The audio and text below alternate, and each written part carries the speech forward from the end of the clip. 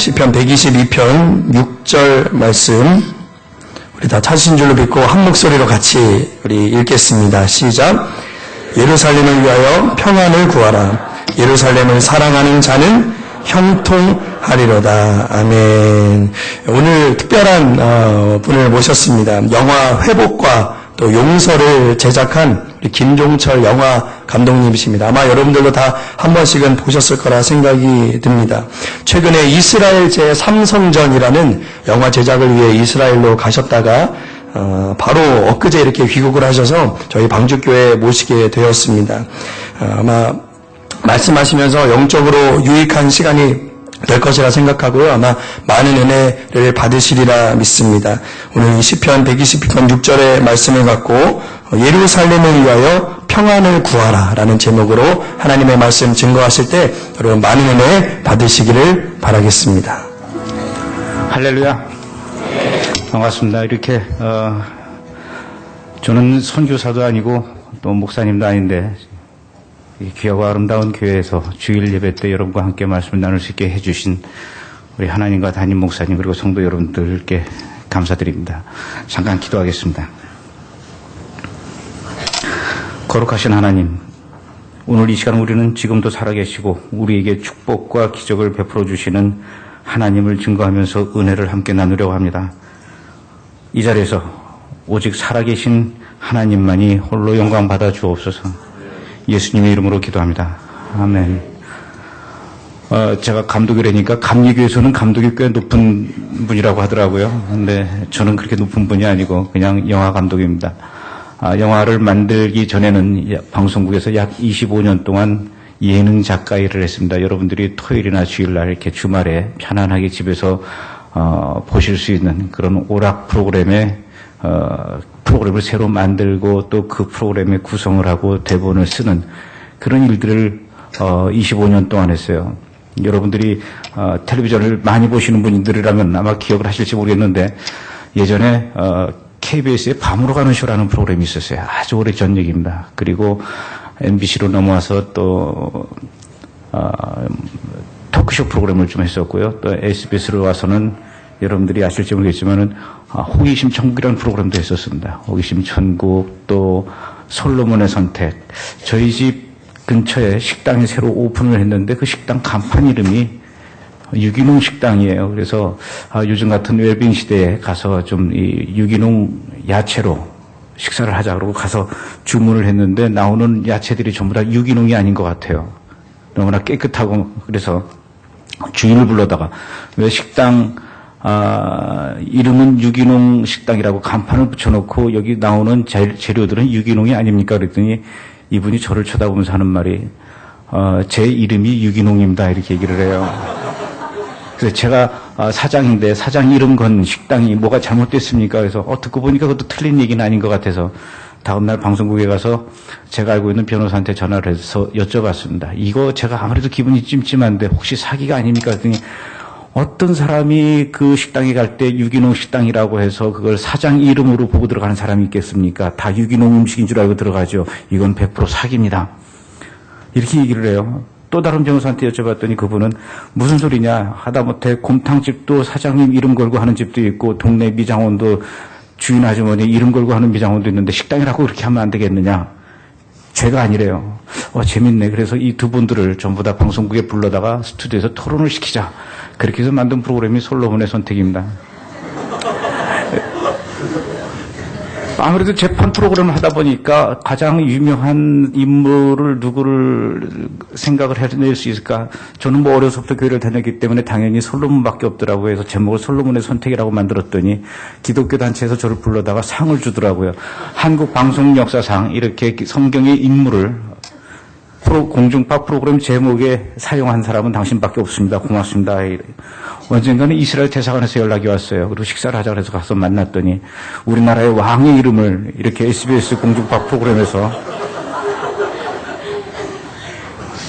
목동 SBS 건물이 22층인데 그 지하 1층에는 오랫동안 이렇게 구두를 닦는 아저씨가 계셔요. 이분이 아침 9시부터 9시 반까지 매일같이 22층 꼭대기부터 쭉 계단으로 내려오면서 일하고 있는 간부들의 구두를 다 벗겨가지고 1층으로 내려가면 한 수백 켤레가 되는데 그거를 열심히 닦고 오후가 되면 다시 또 그것을 꼭대기 2층으로 갖고 올라가서 한 층 한 층 걸어 내려오면서 또 다 전해주는데 신기한 것은 그 수백 켤레 되는 구두가 한 번도 주인이 뒤바뀐 적이 없다라는 거죠. 구두에 이름이 적혀 있는 것도 아니고 이름표가 있는 것도 아닌데 어떻게 이렇게 하나도 틀리지 않고 잘 갖다 줄 수 있습니까? 그랬더니 오랫동안 일을 하다 보면은 구두 뒤축만 봐도 이 사람이 카메라 감독인지 구두 뒤축만 봐도 이 사람이 작가인지 PD인지 음악 감독인지 다 알 수가 있습니다. 야, 정말 신기하다. 이건 정말 달인이다.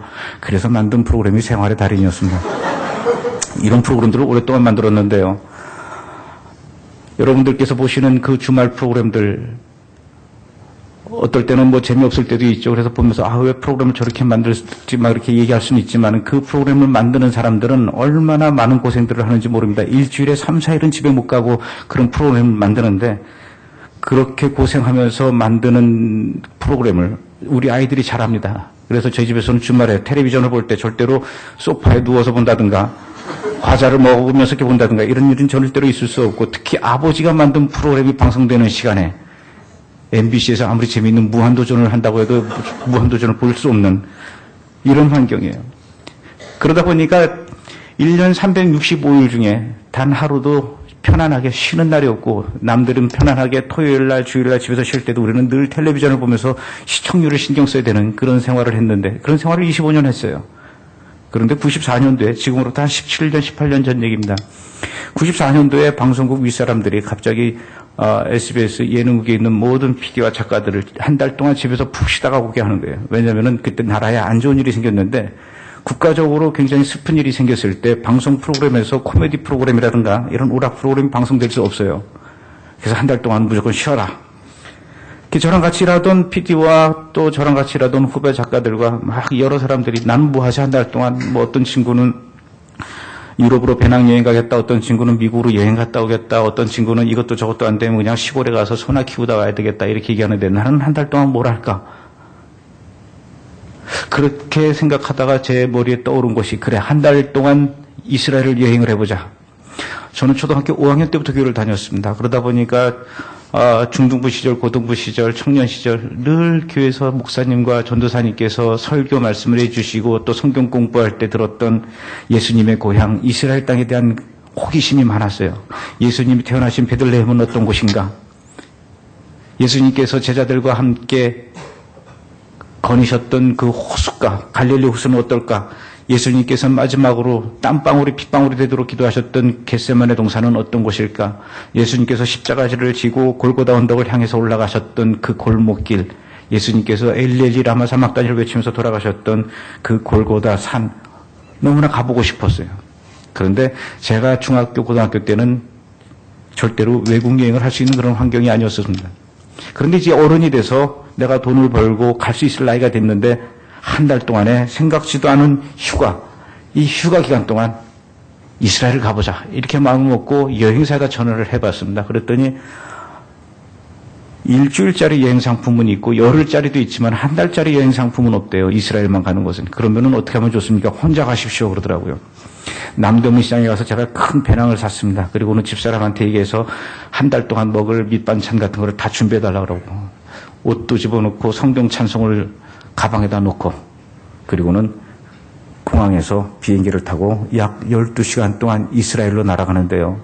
가기 전날 갑자기 준비하느라고 제가 밤을 새서 그랬는지 비행기 타자마자 잠이 들었습니다. 한참을 자다가 시끄러워서 깼는데 비행기 조종사가 안내방송을 합니다. 여러분들이 타신 이 비행기는 잠시 후에 30분 뒤면은 이스라엘 텔아비브 국제공항에 도착이 됩니다. 도착이 되면 새벽 1시쯤 되고 밖에 온도는 몇 도가 되고 막 이런 이야기를 해요. 그 방송을 듣고 정말로 비행기 창문 밖으로 내려다 보니까 이스라엘 텔아비브 도시에서 올라오는 그 밤에 불빛들이 쫙 제 눈에 들어오는데 야, 이제 30분 뒤만 되면은 이 비행기가 텔아비브 국제공항에 도착이 되면은 2000년 전에 예수님께서 거니셨던 그 이스라엘 땅, 그 흙을 내 발로 밟게 되는구나. 2000년 전에 예수님께서 호흡하셨던 저 공기를 내 코로 들이마시게 되는구나. 얼마나 설레고 떨리고 흥분이 되든지요. 어려서부터 하고 싶었던 이스라엘이었기 때문에 더 흥분이 됐는데 그렇게 제 가슴에 뛰던 그 흥분도 잠시뿐이고 이제 곧 현실적인 문제가 닥쳐오기 시작합니다. 새벽 1시에 공항에 나가면 저를 마중 나올 수 있는 사람은 아무도 없어요. 지금은 제가 이번에 이스라엘 갔다 온 게 38번째 갔다 온 겁니다. 38번째 갔다 오다 보니까 이제는 이스라엘 가기 전에 여기서 전화 한 통화만 하면은 공항으로 사람들이 차를 갖고 나오는 사람들이 있어요. 물론 부탁해야 되죠. 근데 그때 당시에는 94년도에는 처음 가는데 아는 사람이 아무도 없기 때문에 새벽 1시에 공항에 도착이 된다 하더라도 마중 나올 사람이 없습니다. 물론 아는 사람들이 여럿 있었지만 다 돌아가셨습니다. 여러분도 아는 분들일 겁니다. 베드로라든가 요한이라든가 공항에 나올 수 있는 사람이 아무도 없었어요. 새벽 1시면은 모든 차량이 다 끊어져서 버스를 타고 갈 수도 없는데 그럼 택시를 타야 되는데 택시를 타고 어디로 가자고 얘기를 해야 될지 목적지도 몰랐어요. 새벽 1시면 얼마나 배가 출출합니까? 우리나라에는 눈만 돌리면은 24시간 해장국집에 24시간 환하게 불 켜 있는 편의점이 있는데 이스라엘에도 24시간 문을 여는 식당이 있을까? 24시간 문을 여는 편의점이 있을까? 너무나 걱정이 되는 거예요. 야, 오늘 저녁에 밥을 어디서 먹지? 심지어는 잠을 어디서 자야 될지도 모르는 별의별 걱정이 다 생겼는데 나중엔 어떤 걱정까지 생기냐면 가만히 있어봐. 이스라엘 사람들이 어느 나라 말을 하지? 영어를 쓰나? 아니면 히브리어를 쓰나? 2000년 전에는 이스라엘을 로마 군인들이 점령을 했으니까 아직까지 이태리어를 쓰나? 영어를 한다 그러면 제가 학교에서 배운 영어로 대충 하면 될 것 같은데 히브리어를 한다 그러면 이건 문제가 또 달라집니다. 제가 히브리어를 아는 게 없어요. 이럴 줄 알았으면 교보문고 가가지고 히브리어 회화책을 하나 사올 텐데 급하게 오다 보니까 그것도 준비를 못했습니다. 그때 떠오른 생각이 성경책을 꺼내서 막 열심히 뒤져보면은 아는 히브리어가 나오겠지. 그 와중에 또 머리를 쓴다고 뒤진 곳이 신약 성경이었어요. 신약 성경을 막 뒤지다 보니까 문장이 하나 나오더라고요. 엘리엘리 라마 사막다니 나의 하나님 어찌하여 나를 버리셨나이까. 제가 이스라엘을 여행하면서 이스라엘 사람 만나서 엘리엘리 라마 사막다니 이건 제가 아주 자신 있게 말을 할 수는 있지만 그 말할 기회가 없을 것 같아요. 더군다나 이것을 나중에 알고 보니까 히브리어가 아니라 아람어라고 하더라고요. 이 정도로 제가 이스라엘에 대해서 너무나 무식했었습니다. 정보가 없었어요. 아무도 이스라엘에 대해서 저한테 가르치는 사람이 없었습니다. 그렇게 교회를 어려서부터 다녔는데도 이스라엘에 대해서 아는 게 이렇게 없다니 제 자신이 너무나 답답하고 한심했는데 그렇게 많은 걱정거리 중에서도 저는 딱 한 가지는 걱정하지 않았습니다. 그것은 한 달 동안 이스라엘을 여행하면서 맞이하게 될 4번의 주일 예배는 절대로 걱정하지 않았습니다. 왜냐하면 대한민국도 기독교 역사가 100년밖에 안 됐고 또 예수님이 태어나신 저 이스라엘 땅에서부터 지구 정반대편에 있는 대한민국에도 얼마나 교회가 많이 있습니까? 주일날 교회 몰라서 교회가 어디 있는지 몰라서 나는 예배를 못 드리겠다. 교회를 못 다니겠다. 이렇게 이야기하는 사람은 전부 다 거짓말이죠. 그런데 하물며 예수님께서 태어나시고 예수님께서 사역하셨던 성경의 배경지 바로 그 이스라엘 땅에 아마 모르긴 몰라도 대한민국의 서울보다도 2~3배는 더 교회가 많을 것이다. 저는 그렇게 생각을 했습니다. 우리나라의 어느 거리에 가면은 이 카페가 수십 개가 줄지어 있고 또 어느 거리에 가면은 옷가게가 수십 개가 줄지어 있고 그러듯이 다른 데도 아니고 이스라엘의 예루살렘 거리에는 옷가게나 카페보다도 보석가게보다도 교회가 너무 많아서 한국에서 유명한 교회에 예루살렘 성전이 거기에 있을 줄 알았어요. 미국에서 유명하다고 하는 교회, 미국에서 가장 크다고 하는 교회에 예루살렘 지성전이 다 그곳에 있는 줄 알았습니다.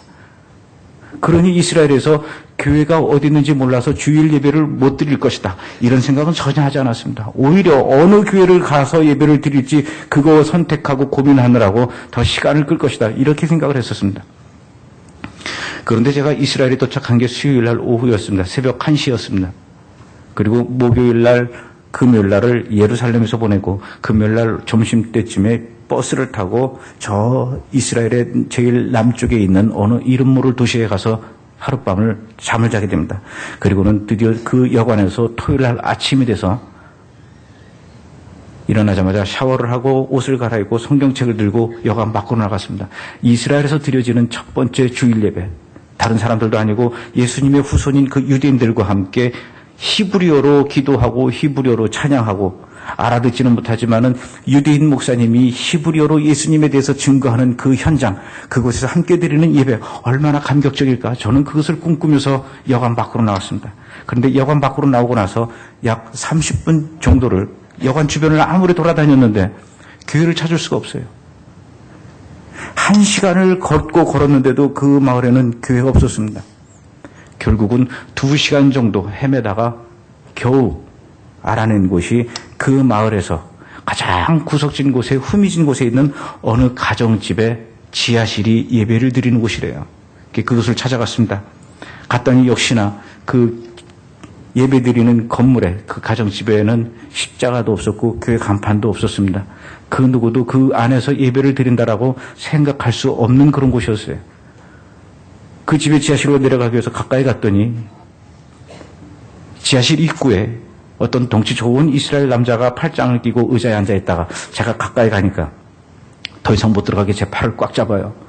누구십니까? 네, 저는 한국에서 온 여행자입니다. 근데 여긴 왜 오셨어요? 저는 크리스찬입니다. 오늘 주일을 맞이해서 예배를 드리려고 교회를 찾다가 보니까 아무 데도 없고 이 집 지하실에서 예배를 드린다는 소식을 듣고 찾아갔습니다. 저도 저 안에 들어가서 여러분들과 함께 예배를 드리고 싶습니다. 들어가게 해 주십시오. 그랬더니 이분이 아니 그것을 어떻게 알았지? 깜짝 놀라는 표정이에요. 저보고 여권을 보여달라고 해서 안주머니에서 여권을 꺼내서 보여줬더니 여권의 사진과 제 얼굴을 번갈아 가면서 몇 번이나 확인하다가 결국은 좋습니다. 들어가서 예배를 드리는 걸 허락하겠습니다. 그러나 그 전에 두 가지 약속을 지켜주셔야 됩니다. 첫 번째로는 절대로 저 안에 들어가서 예배 드리는 장면을 카메라로 사진을 찍으시면 안 됩니다. 그래요. 알겠습니다. 사진 안 찍겠습니다. 두 번째는 이 안에 들어가서 예배를 드린 다음에 절대로 다른 곳에 가서 이곳의 존재를 이야기를 하시면 안 됩니다. 이곳에서 예배 드렸다는 이야기를 하시면 안 됩니다. 알겠습니다. 들어가십시오. 들어갔습니다. 들어갔더니 그 안에는 15명 정도 되는 그 이스라엘 남녀들이 예배를 드리려고 준비하고 있다가 제가 계단을 통해서 내려오니까 모두들 저만 보면서 하던 일을 멈추고 서 있습니다. 저도 내려가다 계단에서 중간에서 내려가야 되나 말아야 되나. 그때 제가 저를 밖에서 들여보내줬던 그 유대인 남자가 따라 들어와서 제가 이미 밖에서 신원을 다 확인했으니까 걱정하지 말고 우리 예배를 드립시다. 이 사람도 우리와 함께 예수를 믿는 크리스찬이라고 합니다. 그러니까 그제서야 이 사람들이 예배를 드리려고 더 본격적으로 준비를 하는데요. 지하실이다 보니까 위에 조그만 창문들이 몇 개 있었는데 의자를 밟고 올라가서 그 창문을 안에서 걸어 잠그고 블라인드를 치고 그것도 모자라서 아주 두꺼운 천으로 된 커튼을 또 쳤습니다. 제가 걸어 들어왔던 그 현관문에 철문이에요. 안에서 꽝 하고 잠궈버렸습니다. 정말로 숨을 쉴 수 없을 만큼 완벽하게 밀폐된 공간이 됐어요. 그리고 그 안에서 이제 이 15명의 사람들이 찬양을 하기 시작하는데요. 여러분들께서는 조금 전에 찬양하실 때 드럼을 치고 기타를 치고 마이크에다 여러분들 열심히 크게 찬양을 했지만 그 사람들은 그곳엔 절대로 어떤 악기도 없었습니다. 그 흔한 기타도 없었어요. 그런데도 얼마나 이 사람들이 뜨겁고 열정적으로 찬양을 하든지요. 이미 한 곡을 부르고 두 곡을 부르는데 이마에서 땀이 송글송글 맺히고 목이 쉽니다. 그런데 이 사람들이 찬양을 하는데 아주 굉장히 특징이 있어요. 여러분들이 찬양하셨던 그 찬양의 소리보다도 약 3분의 1 정도 볼륨을 낮춰서 찬양을 한다는 거죠. 목에 얼마나 힘을 주는지 성대를 짓눌러 가면서 그렇게 찬양을 해요. 듣기에도 너무나도 힘이 들 정도로 약 그렇게 1시간 정도 찬양을 하고 나서 이번엔 통성기도를 합니다. 통성기도도 역시 마찬가지로 그렇게 숨죽여서 찬양을 하는데 마치 이불을 뒤집어 쓰고 흐느끼는 아이들처럼 지금 이 지하실에서 불러지는 찬송 소리가 이 지하실에서 드려지는 기도 소리가 창문 틈을 타고 문 틈을 타고 밖으로 새어나가서 누군가가 듣고 뛰어들어올까 봐 두려워하는 사람들처럼 그렇게 그곳에서 숨죽여서 찬양을 하고 예배를 드리더란 얘기죠. 약 3시간 동안 그렇게 예배를 드렸습니다. 저는 그 사람들이 예배 드리는 모습을 보고 충격을 받았어요. 아니 이 사람들이 왜 이렇게 숨어서 예배를 드리지? 예배 끝나고 나서 제가 물어봤습니다. 여러분들은 왜 이스라엘 땅에 살면서 예수님의 후손인 유대인들이 다른 신을 믿는 것도 아니고 예수님을 믿고 예수님께 예배드리는 이 현장이 누군가에게 들킬까 봐 이렇게 숨죽여서 예배를 드리는 것입니까?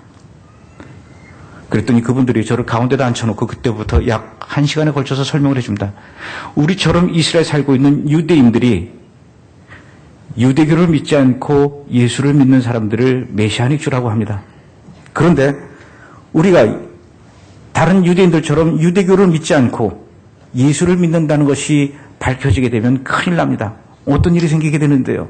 남자들은 그날로 직장에서 해고를 당한답니다.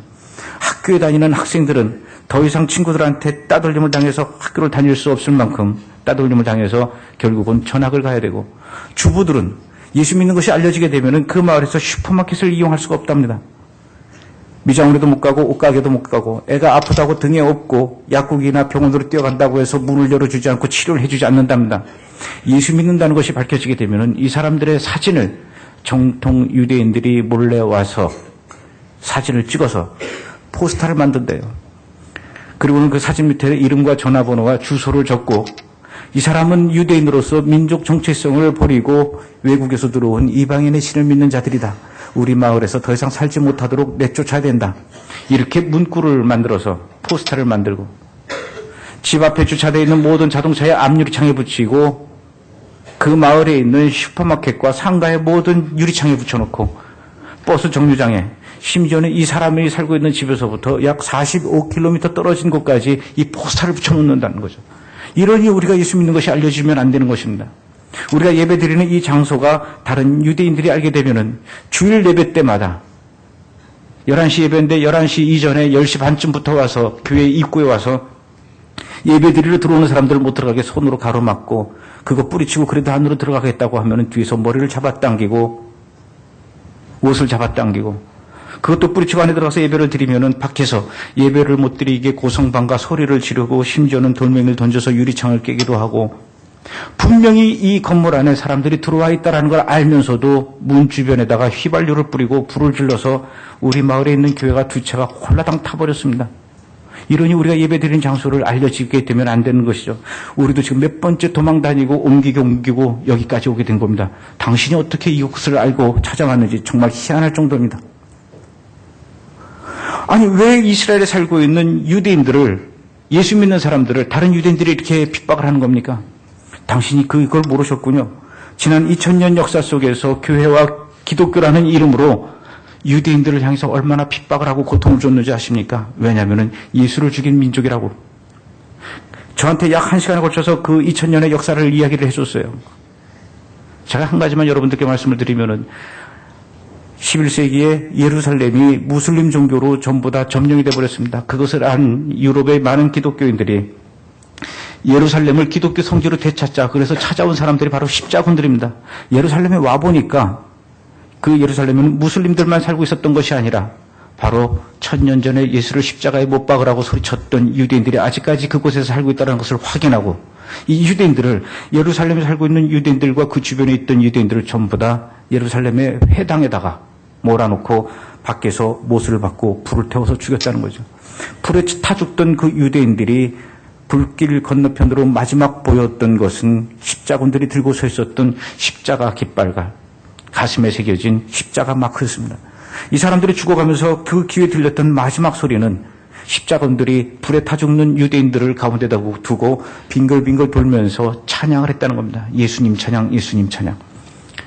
최근 들어서는 2차 대전 때 독일 나치 히틀러가 600만 명의 유대인들을 전부 다 가스실로 보내서 죽였습니다. 이때 유대인들이 로마 교황청에다가 편지를 보냈어요. 우리들이 저 히틀러한테 죽는 것은 그렇다 치더라도 아무런 죄 없는 우리 아이들만큼은 살려줘야 되는 거 아닙니까?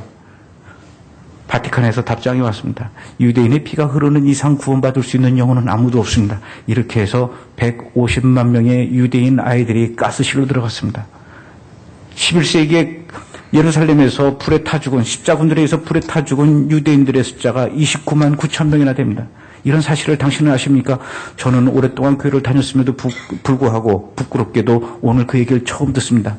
이러니 이스라엘에 살고 있는 유대인들이 얼마나 예수 믿는 사람들과 예수를 싫어하는지 아십니까?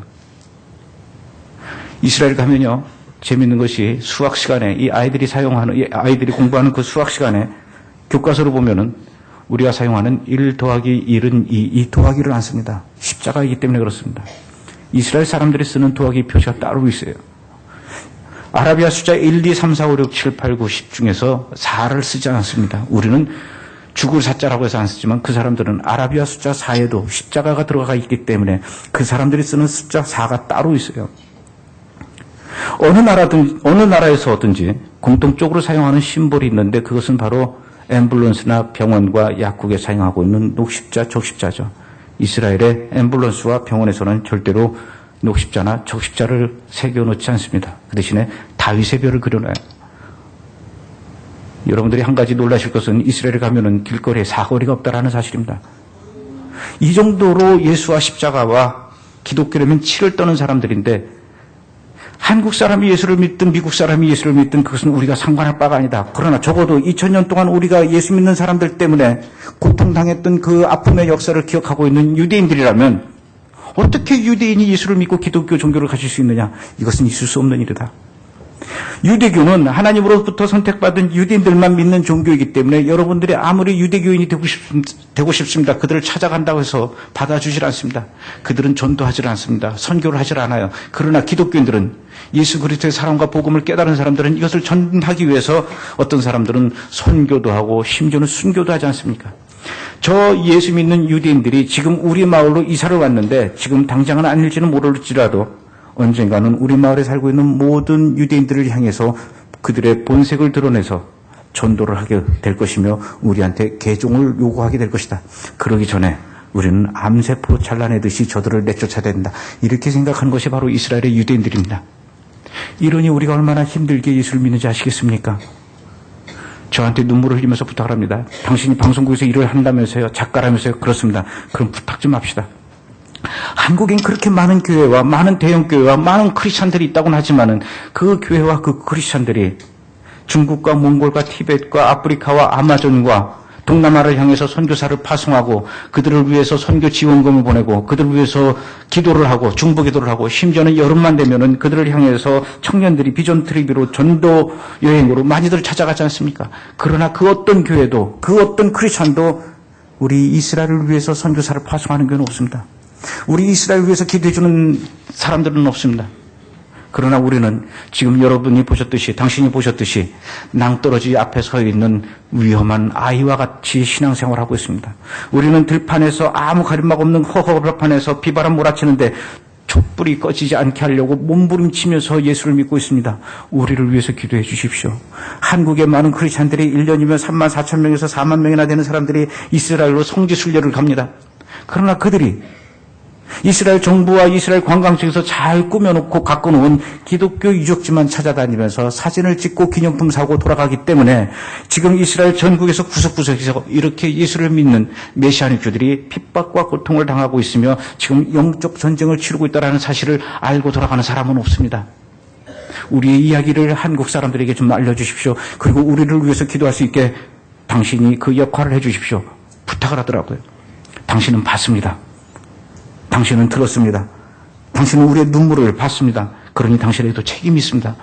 저는 그들의 부탁을 듣고 너무나 부담이 됐습니다. 제가 아직은 나이가 어리고 능력이 없고 경험이 없어서 여러분들의 부탁을 들어줄 수 있을 만한 일을 해낼 수가 없습니다. 물론 방송국에서는 일을 하고 있죠. 그러나 나중에 제가 여러분들의 이야기를 방송 프로그램으로 독단적으로 만들 수 있을 만한 나이가 되고 포지션이 되고 경력이 되면은 여러분들의 이야기를 꼭 한국교회에 소개를 해드리겠습니다. 그렇게 그들에게 대답을 하고 저는 한국으로 돌아왔습니다. 그리고 예전처럼 계속 또 방송국에서 일을 했죠. 그러다가 2009년도 제가 맨 처음에 이스라엘을 방문한 이후 15년 뒤에 2009년도에 더 이상 그들의 이야기를 제가 미뤄서는 안 될 것 같아서 금년 크리스마스 성탄 특집으로 2009년도 성탄 특집이에요. SBS에서 그들의 이야기를 다큐멘터리를 만들어야 되겠다. 그리고는 6월 달에 다시 찾아갔습니다. 여러분 저 기억하십니까? 기억을 못한대요. 15년 전에 저한테 이런저런 부탁을 해서 제가 그걸 잊지 않고 다시 찾아왔는데 기억을 못한다 그러면 어떡합니까? 했더니 기억이 난대요. 자, 15년이 지났는데 여러분들이 당하는 그 핍박과 고통, 정통 유대인들로부터 당하는 핍박과 고통의 강도가 15년 전에 비해서 좀 나아졌습니까? 아니면 똑같습니까? 아니면 더 심해졌습니까? 여보세요. 더 심해졌으면 심해졌지 절대로 나아지지 않았습니다. 어느 정도 더 심해졌습니까? 더 끔찍하게 잔인해졌고 더 조직적으로 됐고 더 과격해졌으며 더 전국적으로 확산이 됐습니다. 예를 하나 들게요. 2009년도 6월 달에 있었던 일입니다. 어느 가정집이 예수 믿는다는 것이 밝혀졌습니다. 그 동네 마을 사람들이 들고 일어났어요. 밤중에 정통 유대인 4명이 이 집을 찾아와서 초인종도 누르지 않고 대문을 거칠게 두들겼습니다. 뭣도 모르던 이 집에 13살짜리 아들이 문을 열어줬어요. 문을 열어주자마자 이 정통 유대인들이 13살짜리 아들을 차에 싣고 끌고 갔습니다. 그리고 뒤쫓아 나왔던 아버지도 다음 차로 끌고 갔어요.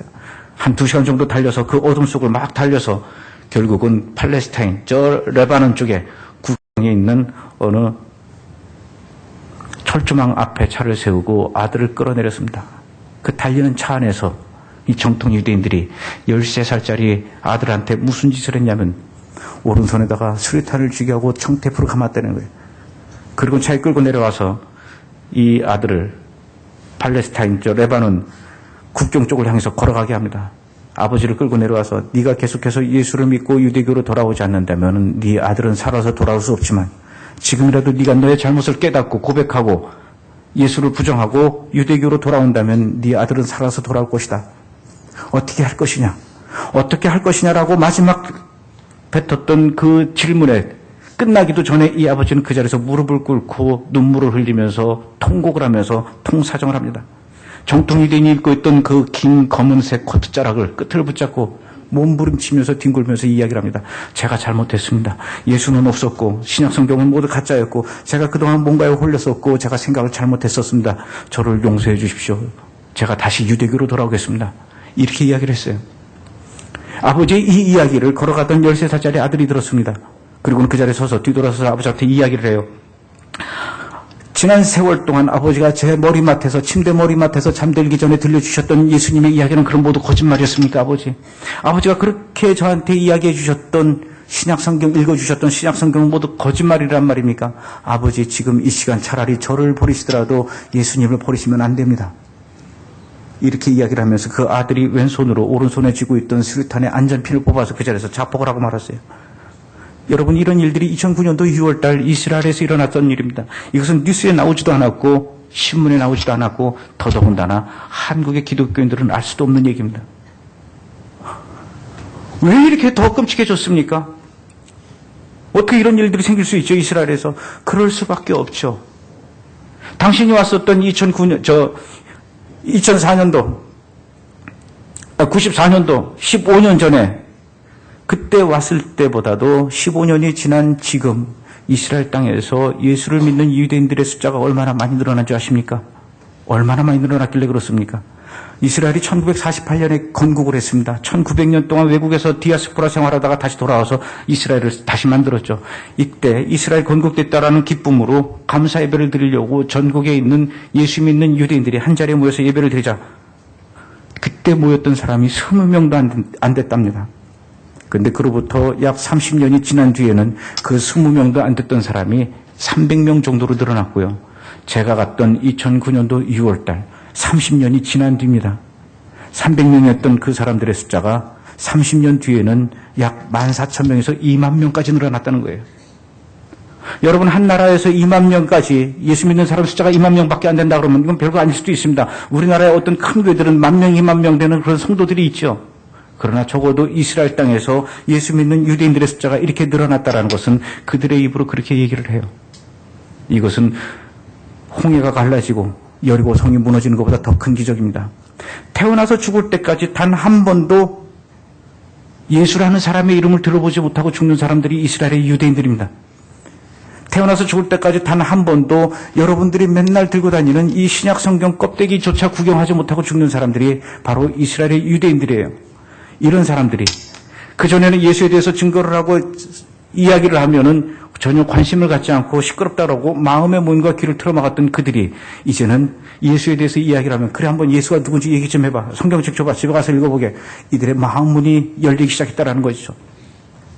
어느 정도냐면 이 사람들이 너무나 최근 들어서 이스라엘에서 예수 믿는 유대인의 숫자가 기하급수적으로 늘어나는데 목사님조차도 감당이 안 될 정도로 예수 믿는 사람들이 늘어난다는 것이죠.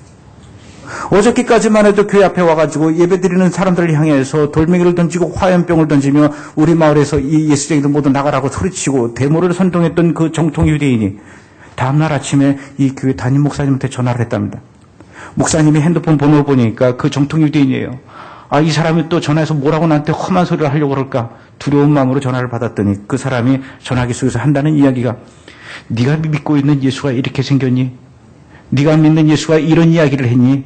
이 사람이 전화기 속에서 신약성경에서 예수님께서 설교하셨던 얘기를 줄줄줄 얘기를 하는 거예요. 너는 신약성경 읽지도 않으면서 어떻게 그 많은 이야기들을 자세하게 알고 있니? 네가 믿는 예수가 어젯밤 우리 집에 오셨다. 어떤 사람은 다른 사람들하고 똑같이 정통 유대인 복장을 하고 예루살렘에 있는 통곡의 벽에 가서 기도책을 들고 머리를 앞뒤로 흔들면서 열심히 기도를 하고 있었습니다. 1시간 동안 기도를 하고 있는데 옆에서 어떤 사람이 자기를 쳐다보면서 기도를 하지 않고 쳐다보고 있더래요. 아니, 이 사람은 여기까지 와서 기도를 하지 않고 왜 나만 쳐다보는 거야? 계속 신경 쓰여다가 어느 순간 이렇게 고개를 돌려서 봤더니 그곳에는 예수님께서 통곡의 벽에다가 손을 대고는 이 남자를 쳐다보면서 눈물을 흘리고 계시더라는 얘기죠. 저는 금년 10월 1일 날 이스라엘 갔다가 11월 2일 날 다시 또 한국으로 돌아왔습니다. 한 달 동안 이스라엘에서 영화를 찍었어요. 아까도 저를 소개할 때 제3성전 영화를 찍으러 갔다고 얘기를 했지만 사실은 저는 이번에 2편의 영화를 한꺼번에 찍고 왔습니다. 있을 수 없는 일이죠. 무슨 감독이 무슨 영화를 개판으로 대충 만들려고 한꺼번에 2편의 영화를 그럴 수밖에 없는 게 지금 이스라엘에서 일어나고 있는 너무나 급작스러운 일들이 많았기 때문에 그렇습니다. 이것만 찍을 수도 없고 이것만 찍을 수도 없고 제3성전 이외에 제가 또 찍을 수밖에 없었던 것은요. 제가 만났던 그 많은 유대인들 중에서 그 많은 예수 믿는 메시아닉주들 중에서 당신은 어쩌다가 예수를 믿게 되었습니까? 당신은 왜 그럼에도 불구하고 이렇게 위험 속에서 예수 믿는다는 것이 밝혀지게 되면 어떤 봉변을 당하게 될지도 모르는 이런 상황 속에서 굳이 예수를 믿으려고 하는 겁니까? 놀라운 것은요. 2009년도, 2010년도, 2011년도 지금까지 이 3년 동안 최근 들어서 이스라엘 전국에 걸쳐서 예수를 직접 만나고 예수님의 음성을 직접 듣고 예수님의 손길을 직접 느낀 유대인들이 늘어나고 있다는 것이죠. 이 사람들의 이야기를 생생하게 다 카메라에 담았습니다. 당신이 만난 예수님은 어떤 분이었습니까? 어떻게 당신을 찾아오게 되었습니까? 어떤 집에 갔더니요. 그 집은 온 가족이 모두 예수님을 만났어요. 6살짜리, 7살짜리 인터뷰를 따왔습니다. 간증을 들었습니다. 화장실에서 책을 보고 있다가 예수님을 만나가지고 예수님하고 손잡고 화장실 밖으로 나와고 온 가족이 다 봤다는데 이걸 어떻게 집단적으로 착각할 수가 있을까요? 지금 이스라엘 땅에서 벌어지고 있는 놀라운 예수님의 나타나심의 그 현장, 이것을 저는 이번에 카메라에 담고 왔다는 거죠. 그들의 이야기를 전부 다 카메라에 담고 아직 제목은 정하지 않았지만 제목을 테스티모니라고 하지 않을까, 증언, 목격담 이런 거로 하지 않을까 이렇게 생각이 되는데 이렇게 지금 이스라엘 땅에서 예수 믿는 사람들이 예수를 직접 본 사람들이 기하급수적으로 전국에서 마치 비 온 뒤에 스스로 곰팡이가 여기저기 피어나듯이 또는 버섯이 자라나듯이 도저히 예수를 믿을 수 없을 것 같은 이 환경 속에서 예수를 직접 만나고 예수를 믿는 사람들이 생겨나고 있다는 거죠. 그러면서 그들이 저한테 이런 이야기를 합니다. 지금 이스라엘은 회복되어져 가고 있습니다. 마태복음 24장 이야기를 해주더라고요. 예수님의 제자들이 예수님한테 언제 다시 오실 겁니까? 물어보니까 예수님께서 하시는 말씀이 무화과 나무 가지가 연하여지고 잎사귀가 나면은 인자가 가까이 온 줄 알라.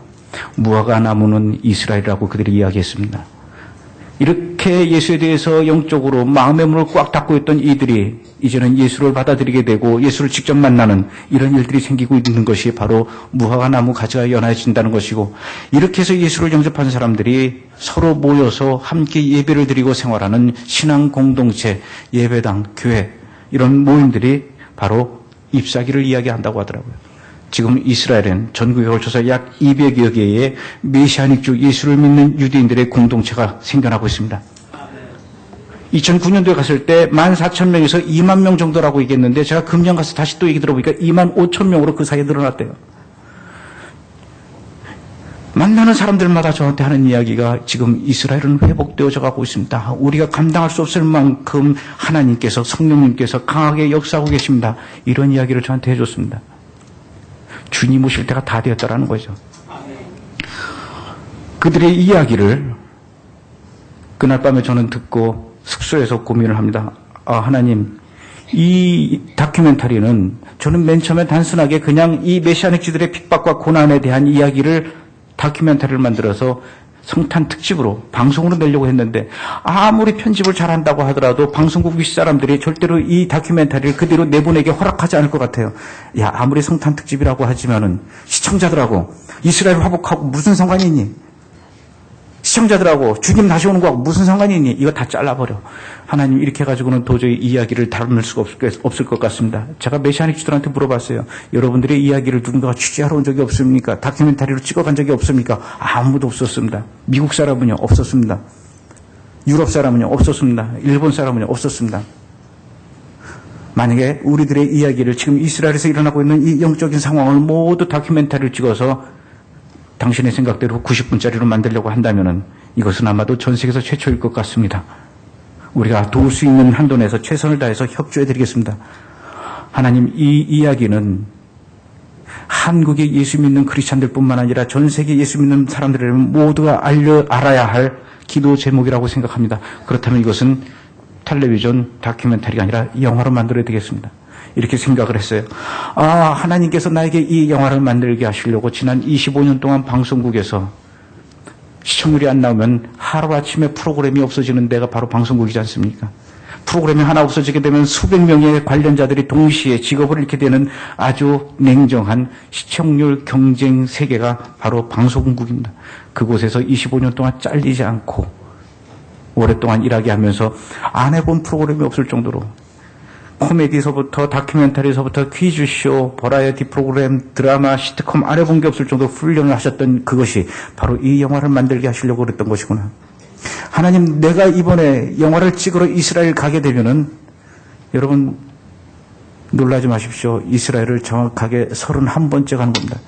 회복이라는 영화를 31번째 이스라엘로 찾아가서 촬영한 것인데 아까도 말씀드렸듯이 저는 목사님도 아니고 선교사님도 아니고 신학자도 아닌데 한 일개 평신도가 방송국에서 일을 하고 있는 방송 작가가 이스라엘이라는 나라를 30번씩 왔다 갔다 한다는 것은 절대로 있을 수 없는 일이죠. 오죽하면 윗사람들이 언젠가 불러다가 너 솔직히 얘기해봐. 이스라엘에서 바람났지? 이렇게 오해를 할 정도로.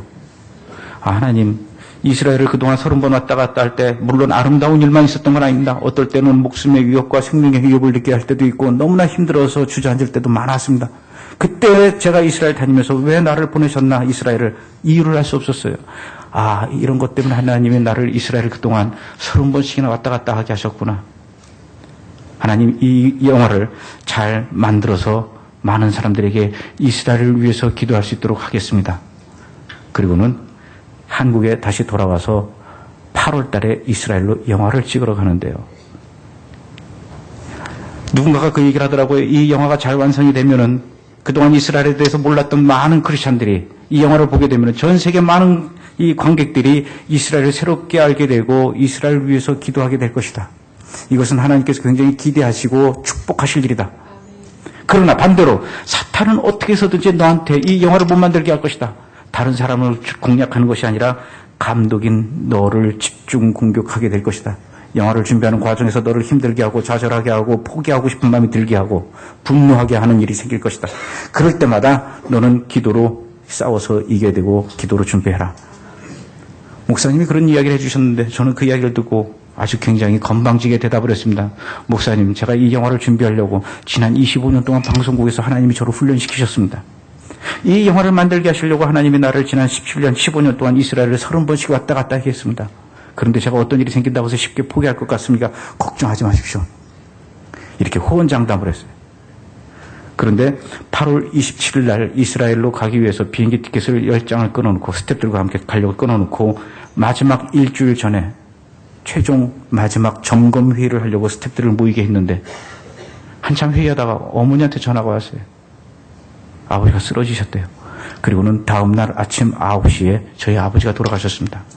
이런 상황에서 영화를 찍으러 갈 수 있을까? 영화실에 이렇게 앉아있는데 아까 말씀드렸던 그 이야기가 생각이 나더라고요. 야, 사탄이 이렇게까지 나를 못 가게 막는구나. 내가 이런 상황에서 사탄의 말을 거부하고 그래도 영화를 찍겠다고 이스라엘로 갔다가는 이스라엘에서는 아버지가 돌아가시는 것보다 더 큰 시련이 오겠구나. 두렵고 걱정되는 마음으로 이 영화를 모두 포기하자. 안 찍으려고 그랬어요.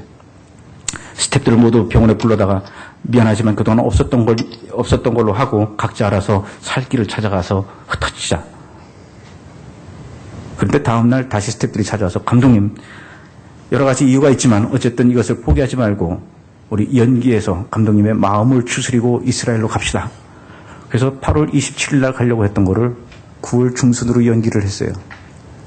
3주 뒤에 이스라엘 갔는데 이제 난리가 났습니다. 이스라엘 텔아비브 공항에 도착이 됐는데 1시간 동안 공항에서 컨베이어 벨트에 가방이 실려 나오는 데서 기다리고 있는데 1시간 동안 기다려도 가방들이 안 나오는 거예요.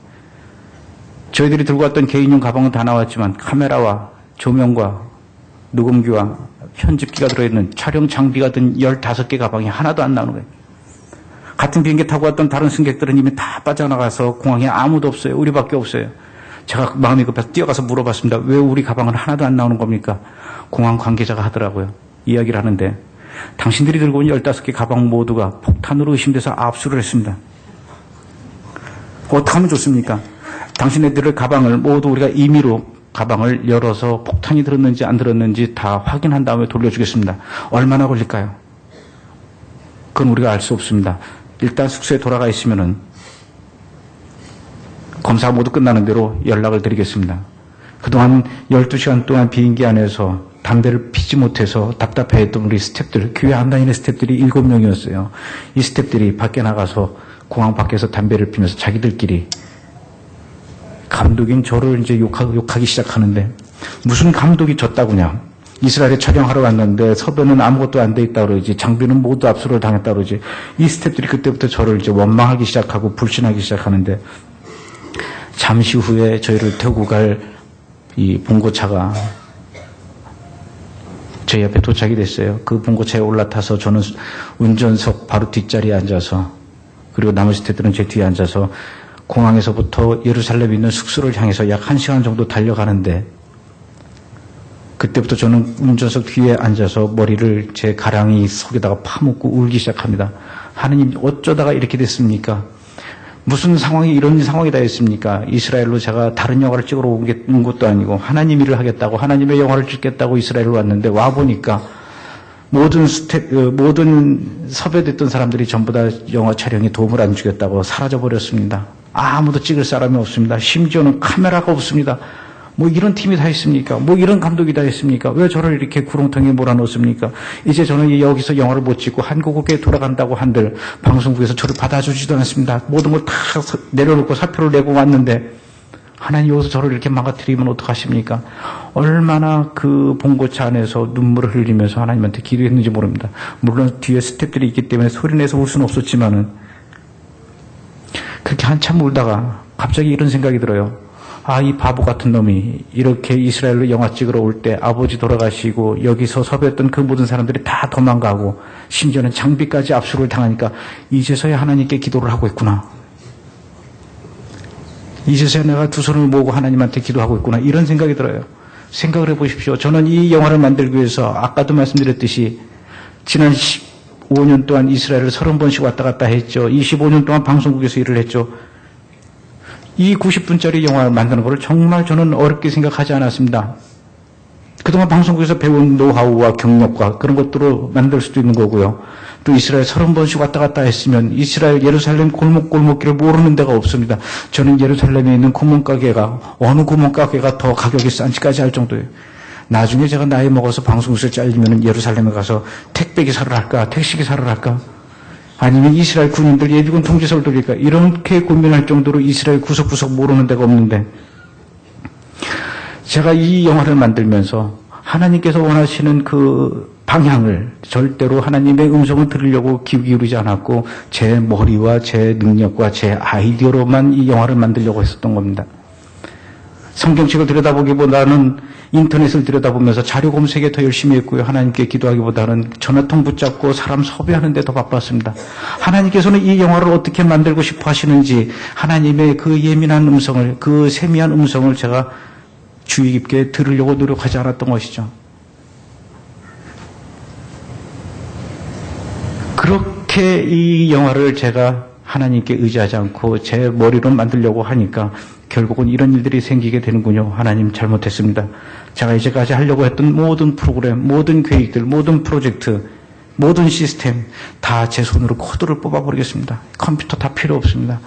하나님께서 다시 파워를 기시고 하나님의 프로그램대로 운영해 주시고 저는 하나님의 프로그램을 이끌어가는 일을 하겠습니다. 하나님의 음성에 더 예민하게 반응하면서 하나님이 시키고자 하는 대로 하겠습니다. 하나님 저의 잘못을 용서해 주십시오. 그제서야 그런 기도가 나왔어요. 숙소에 돌아갔습니다. 5일 뒤에 공항에서 연락이 왔어요. 모든 장비가 보안 검색이 끝났으니 찾아가라고요. 스태프들이 신이 나가지고 공항으로 가방을 찾으러 갔는데 한참 뒤에 돌아오는데 얼굴이 막 울그락불그락해요. 저 왜 그러니 했더니 감독님 이것 좀 보십시오 하면서 가방을 흔들어 보이는데 가방 속에 덜그락덜그락해요. 이 친구들이 이스라엘 이 보안 검색하는 친구들이 장비를 다 분해할 줄은 알았지 조립할 줄은 몰랐던 거예요. 그래서 방바닥에다 그걸 쏟아놓고 그때부터 스태프들이 조립하기 시작을 하는데 3시간 만에 다 조립을 했어요. 그중에 카메라 감독이 저한테 이야기를 합니다. 감독님 이제 카메라 조립 다 됐습니다. 내일부터 못 찍을 겁니까? 찍을 게 없죠. 제가 너무나 찍을 게 없어서 당황해서 어찌할 바를 모르는 그 모습을 보고 싶어서 아마 스태프들이 저한테 일부러 더 골탕을 먹이려고 그랬던 것 같아요. 그러나 그 5일 동안 제가 하나님한테 철저하게 회개하고 기도하는 그 시간 어떤 일이 있었냐면요. 스태프들이 방 안에서 담배를 피는데 제가 전 같았으면 이놈들이 기독교 영화 찍으러 와서 어디서 담배를 피냐고 혼내고 내쫓고 막 그랬을 텐데 워낙 제가 지은 죄가 많으니까 이제 스태프들한테 말을 못해서 제가 오히려 밖으로 나왔습니다. 숙소 바로 앞에 놀이터가 있는데 놀이터에 벤치에 앉아가지고 계속 하나님한테 기도를 하는데 그 기도하는 제 모습이 얼마나 불쌍해 보이고 머리는 못 감아가지고 다 이제 까치집을 졌죠. 면도도 못했죠. 반바지 입고 나왔죠. 누가 봐도 영락없는 노숙자에다가 불법 체류자 모습이에요. 그때 하필이면 제 옆에 벤치에 어떤 이스라엘 남자분이 와서 앉더니 죄송하지만 이스라엘에 일하러 오셨습니까?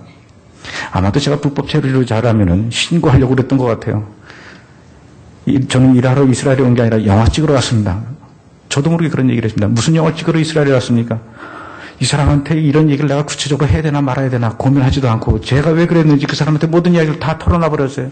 저는 기독교 영화 찍으러 왔고요. 우리가 예정보다 아버지가 돌아가시는 바람에 3주 늦게 왔습니다. 그러다 보니까 다 사람들이 도망가고 섭외했던 사람들이 연락이 안 됩니다. 심지어는 공항에서 장비까지 빼앗겼습니다. 어떻게 될지 모르겠습니다. 그랬더니 이분이 나중에 하시는 말씀이 제 얘기를 다 듣고 혹시 나중에 장비가 다 도착이 되면 제가 도울 일이 있을지 모르니까 저한테 연락을 해 주십시오. 그래서 아저씨가 뭔데 저를 도와주실 수가 있겠습니까? 제가 바로 당신이 그렇게 찾는 메시아닉 주입니다. 그래. 그러면서 전화번호를 하나 적어주시더라고요. 그 전화번호를 제가 얼마나 애지정지 소중하게 가지고 있었는지 카메라 감독한테 쫙 보이면서 야 이러면 내가 5일 동안 그냥 있었던 게 아니라 섭외를 해놨다. 그래서 그분한테 전화를 했습니다. 우리 카메라가 도착이 됐습니다. 이제 당신 인터뷰해도 되겠습니까? 되게 오라 그러더라고요. 다음날 아침 10시에 그 집에 찾아가서 초인종을 눌렀습니다. 의 소파에 앉혀놓고 나서 카메라 다리를 세워놓고 인터뷰하기 시작해요. 이스라엘에서 예수 믿는다고 얼마나 고생이 많으셨습니까? 핍박을 많이 당하셨다는데 그 얘기 좀 해주시죠. 이렇게 질문하니까 이분이 대답도 하기 전에 벌써 눈에서 눈물을 글썽글썽하면서 말도 마십시오.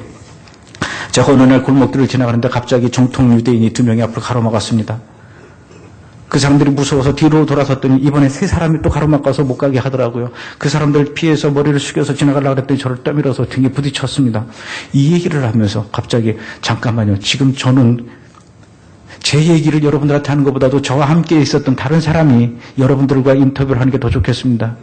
그 사람은 넘어지면서 돌멩이 맞아서 뒤통수를 터졌는데 그 사람 인터뷰 해보는 게 어떻겠습니까? 그러더니 갑자기 자기가 핸드폰으로 그분한테 전화를 해요. 너 지금 어디 있니? 한국에서 이런 영화 찍으러 왔는데 나보다도 네가 인터뷰해야 될 것 같으니까 빨리 집으로 가라. 제가 집으로 보냈거든요. 빨리 여러분들도 그 사람 집으로 가보십시오. 그 사람 집에 갔습니다. 갔더니 아이고 저는 뭐 여기 뒤통수 맞았는데 혹만 잠깐 나고 별거 아닙니다. 저보다도 다른 사람을 소개시켜드리죠. 그 사람은 어떻습니까? 그 사람은 돌멩이로 앞에 맞았습니다. 15바늘 꼬맸습니다. 그 사람 집에 가보십시오. 그 사람 집에 갔습니다. 초인종 눌렀더니 문을 열어주는데 얼굴에 절반이 시커멓게 멍들었어요. 얼마나 아프셨습니까? 그랬더니 이분이 씩 웃으면서 하는 말이 이렇게 시커멓게 멍든 멍이 바로 살아계신 예수 그리스도의 증거입니다. 이런 얘기를 해요. 이거는 세월이 가면 다 나았으니까 괜찮습니다. 이거보다도 더 심한 사람이 있습니다. 어떤 사람인데요? 예수 믿는다고 해서 다른 사람들이 찾아와가지고 돌멩이를 던지고 화염병을 던져서 집이 불이 났습니다. 그 집을 가보시죠. 또 그 집을 갔습니다. 갔더니 아이고 불난 거 페인트로 다 칠해서 괜찮습니다. 우리는 불난 거는 이 바닥에서 명함을 못 내밉니다. 그럼요. 예수 믿는다고 해서 우리 일가족을 그 집 일가족을 몰살시키려고 폭탄을 보낸 집이 있습니다. 폭탄을 보내요. 그래서 어떻게 됐습니까? 일가족이 다 모여서 저녁 먹는 그 시간에 폭탄이 터지게 이렇게 해서 선물을 보냈는데 정말로 다행스럽게도 그 시간에 모든 가족들이 밖에 나가서 그 선물 구러미를 풀르던 16살짜리 아들만 그것이 온몸에 다 파편이 100여 군데 바뀌었대요. 그런 사람이 있는데 가서 만나보시겠습니까? 아우 좋습니다. 그 사람들 만나게 해주십시오. 그래서 주소를 받아가서 찾아가서 만났습니다. 그 사람이 바로 저희 영화 회복의 주인공이었습니다. 여러분들 못 보신 분들을 위해서 제가 그 영화 3분짜리를 잠깐 보여드리겠습니다. 1번 화면 좀 보여주시죠.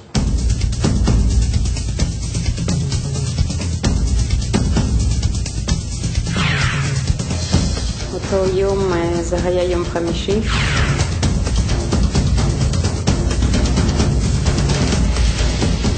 המשלוח לא היה נראה חשוד, הוא היה עטוף בניילון אדום.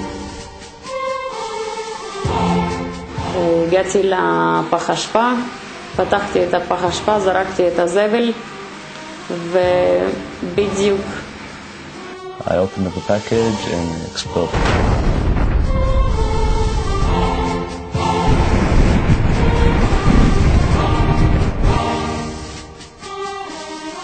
Blue, green, off-white, you saw the kneecap. You see a hole here. You can see the lung breathing. In fact, I was reading the book of Josephus. When they took him in for an operation, it took 8 hours. Maybe it was the Palestinian attack.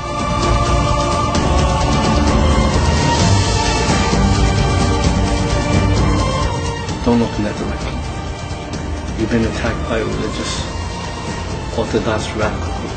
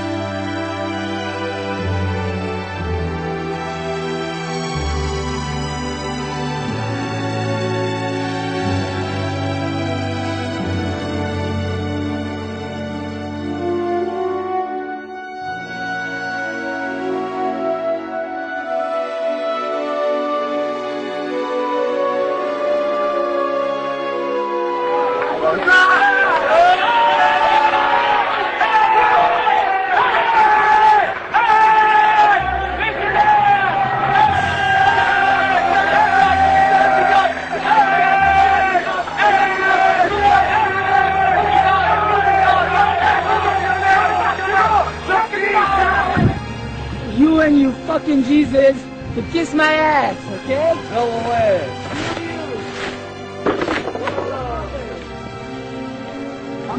We killed Jesus, we brought it. Where are you? Right at. God gave it to you. Fuck you. 저렇게 예수를 믿는다는 이유 때문에 폭탄을 온몸으로 맞아야 했던 저 16살짜리 아들은 제가 아무리 한국에서 이스라엘을 그동안 오랫동안 다니고 이스라엘에 아는 사람이 많이 생겼다 하더라도 절대로 알아낼 수 있는 그런 사람이 아니었습니다. 하나님께서 이렇게 좋은 사람들을 만나게 준비를 해놓고 계셨는데 저는 하나님의 음성을 귀 기울이고 들을 생각조차 안 하고 저 잘난 맛으로 영화를 만들려고 했으니 하나님께서 보시기에 야, 이 바보 같은 놈아, 여기다가 파이프를 받고 펌프질을 해야 물이 솟아나오는데 너는 왜 엄한 데다가 바위덩어리에다가 파이프를 받고 물이 나오길 기다리고 있니? 이렇게 답답해 하셨을 것이다. 저는 이런 사람들을 보면서 하나님께서 이런 사람들을 준비해 놓으셨는데 나는 왜 그동안 엄한 데서 엉뚱한 곳에서 사람을 찾았을까? 저는 이런 사람들을 절대로 제 능력으로 만날 수 있는 사람들이 아니었습니다. 어느 날은 제가 잠자던 그 숙소에서 새벽 5시 반에 일어났어요. 밖으로 나왔더니 안개가 자욱하게 꼈어요. 야, 이스라엘을 내가 그렇게 여러 번 왔지만 이렇게도 한 치 앞이 안 보일 정도로 자욱한 안개는 처음 본다. 이런 생각이 들어서 안개를 찍자. 그냥 아직도 잠자고 있는 카메라 감독을 막 깨웠습니다. 나와 함께 밖으로 나가서 이 안개를 찍자. 그리고 제가 차를 타고 운전을 했습니다. 카메라 감독을 옆에 태웠어요. 그럼 저희 숙소에서부터 약 1분 거리 정도 떨어져 있는 곳에 저희 숙소 바로 뒷산인데 뒷산에 가서 카메라 다리를 세워놓고 이제부터 안개가 거치는 장면을 찍습니다. 그런데 이 장면은요, 카메라를 1시간 동안 그대로 세워놓고 건들면 안 돼요. 그래 나중에 안개가 막 빠르게 거치는 장면이 나오는데 그걸 찍고 있는데 놀라운 일이 생겼어요. 제 등 뒤로 그 숲속으로 그 새벽에 사람들이 들어가요. 한 사람도 아니고 두 사람, 세 사람, 네 사람, 10사람, 20사람 계속 끊임없이 새벽에 숲속으로 들어가요. 아니 이 새벽에 숲속으로 사람들이 왜 들어가지? 카메라 감독 보고 너 여기 좀 있어봐. 내가 저 사람들한테 따라가 볼게. 따라서 그 사람들하고 같이 들어갔는데 겉으로 보기엔 그냥 평범한 숲이었는데 안으로 들어가니까 숲 안쪽에는 넓은 잔디밭이 있었고 그 잔디밭 끝에는 무대가 만들어져 있어요. 무대 위에는 드럼과 악기와 키보드 이런 것들이 쫙 세팅이 되어 있고 무대 앞에는 수백 개의 의자들이 또 이렇게 설치가 되어 있습니다. 어떤 사람이 옆구리에다 기관총을 차고 사복 경호원인 것 같은 사람이 몇 사람이 왔다 갔다 해요. 아, 오늘 여기서 행사가 있나 보다. 그럼 우리가 빨리 카메라를 치고 딴 데 가서 찍어야지. 돌아서서 가려고 그러는데 제가 의자 맨 뒤에서 아주 중요한 것을 발견했습니다. 테이블 위에 수백 개의 성찬잔이 세팅이 되어 있어요. 여기서 무슨 행사가 있지? 아직도 의자 정리를 하고 있는 어떤 이스라엘 사람한테 찾아가서 물어봤습니다. 오늘 이 숲속에서 무슨 행사가 있습니까? 그랬더니 그분이 저를 씩 보면서 하는 이야기가 이 새벽에 이 숲속에서 이스라엘 역사상 가장 뜻깊고 의미 있는 행사가 진행될 겁니다. 그게 뭔데요? 이스라엘이 건국된 이후로 처음으로 이스라엘에 있는 전국에 있는 모든 메시아닉 주들이 오늘 이 숲속에 모일 것입니다. 그리고 이스라엘의 회복을 위해서 기도할 것입니다. 이런 이야기를 해요. 그 얘기를 듣고 제가 깜짝 놀라서 그럼 죄송하지만 제가 그 장면을 찍어도 되겠습니까? 당신이 뭔데 찍으려고 합니까? 저는 한국에서 영화를 만들기 위해서 기독교 다큐멘터리를 찍으려고 여기 왔습니다. 공교롭게도 우리가 찍으려고 하는 영화 제목이 회복입니다. 메시아닉 주들 이야기입니다. 그런데 오늘 이 자리에서 메시아닉 주들이 다 모여서 이스라엘의 회복을 위해서 기도한다는데 이거 안 찍으면 되겠습니까?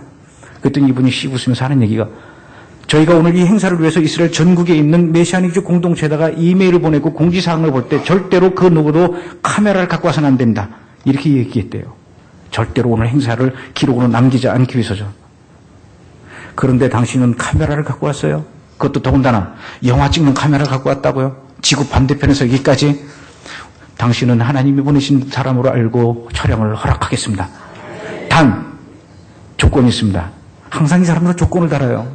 조건이 뭡니까?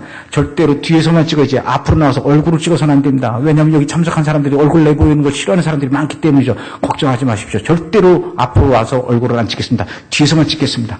그럼 찍으십시오. 그 얘기를 듣고 제가 다시 쫓아갔습니다. 아직도 카메라 감독은 안개를 찍고 앉아있어요. 그래서 야 이놈아 있으니까 찍을 때가 아니다. 그리고 숙소에 잠자고 있는 나머지 스태프를 다 깨워서 빨리 이 숲으로 달려오게 했습니다. 1시간 정도 지나니까요. 그 숲으로 약 600여 명의 메시아닉 주들이 모였습니다. 그 장면들을 제가 찍는데 이 사람들이 모여서 제일 먼저 찬양을 하기 시작하는데요. 제가 그랬죠. 15년 전에 이스라엘에 갔을 때 그 지하실에서 숨죽여 부르던 찬양이 아니었습니다. 그냥 목이 터져라 고래고래 한이 맺힌 듯이 이렇게 소리 지르고 싶었던 찬양. 이날 아주 다 내 쏟아붓듯이 그렇게 찬양을 하는데요. 그 600여 명의 메시아닉 유대인 크리스찬들이 한 목소리가 돼서 히브리어로 찬양을 하는 그 장면은 정말로 말 그대로 천사들과 같았습니다. 천사들의 음악 소리였어요. 그 장면을 열심히 찍고 있는데 약속대로 저희는 뒤에서만 찍었습니다. 그러다 보니까 뒤통수밖에 안 나와요. 엉덩이만 나옵니다. 카메라를 들고 뒤에서만 찍고 있는데 갑자기 앞에서 찬양 인도하시던 분이 뭐라 그랬는지 히브리어로 얘기를 하니까 저는 못 알아듣죠. 여러분 다 같이 몸을 뒤로 돌려서 예루살렘을 향해서 기도합시다. 그래서 저희가 찍다가 갑자기 얼굴이 나오니까 이거 카메라 찍어야 되나 말아야 되나 막 이렇게 당황하고 있는데 제가 저한테 촬영을 허락했던 그 이스라엘 남자를 쳐다보니까 저쪽에서 머리를 쥐어뜯으면서 저희한테 막 고통스러워 하더라고요. 이걸 어떡하면 좋나 그러더니 그냥 맘대로 찍으라 그러더라고요. 그래서 찍는데요. 얼마나 이분들이 찬양을 뜨겁게 하는지 어떤 사람들은 신발을 벗고 팔짝팔짝 뛰면서 팔짱을 끼고 춤을 추면서 찬양을 하는 사람도 있었고 어떤 사람들은 깃발을 흔들면서 막 찬양을 하는데 이 장면을 영화의 맨 마지막 장면에 하이라이트에 집어넣었습니다. 보고 싶죠? 그 장면 보여드리겠습니다.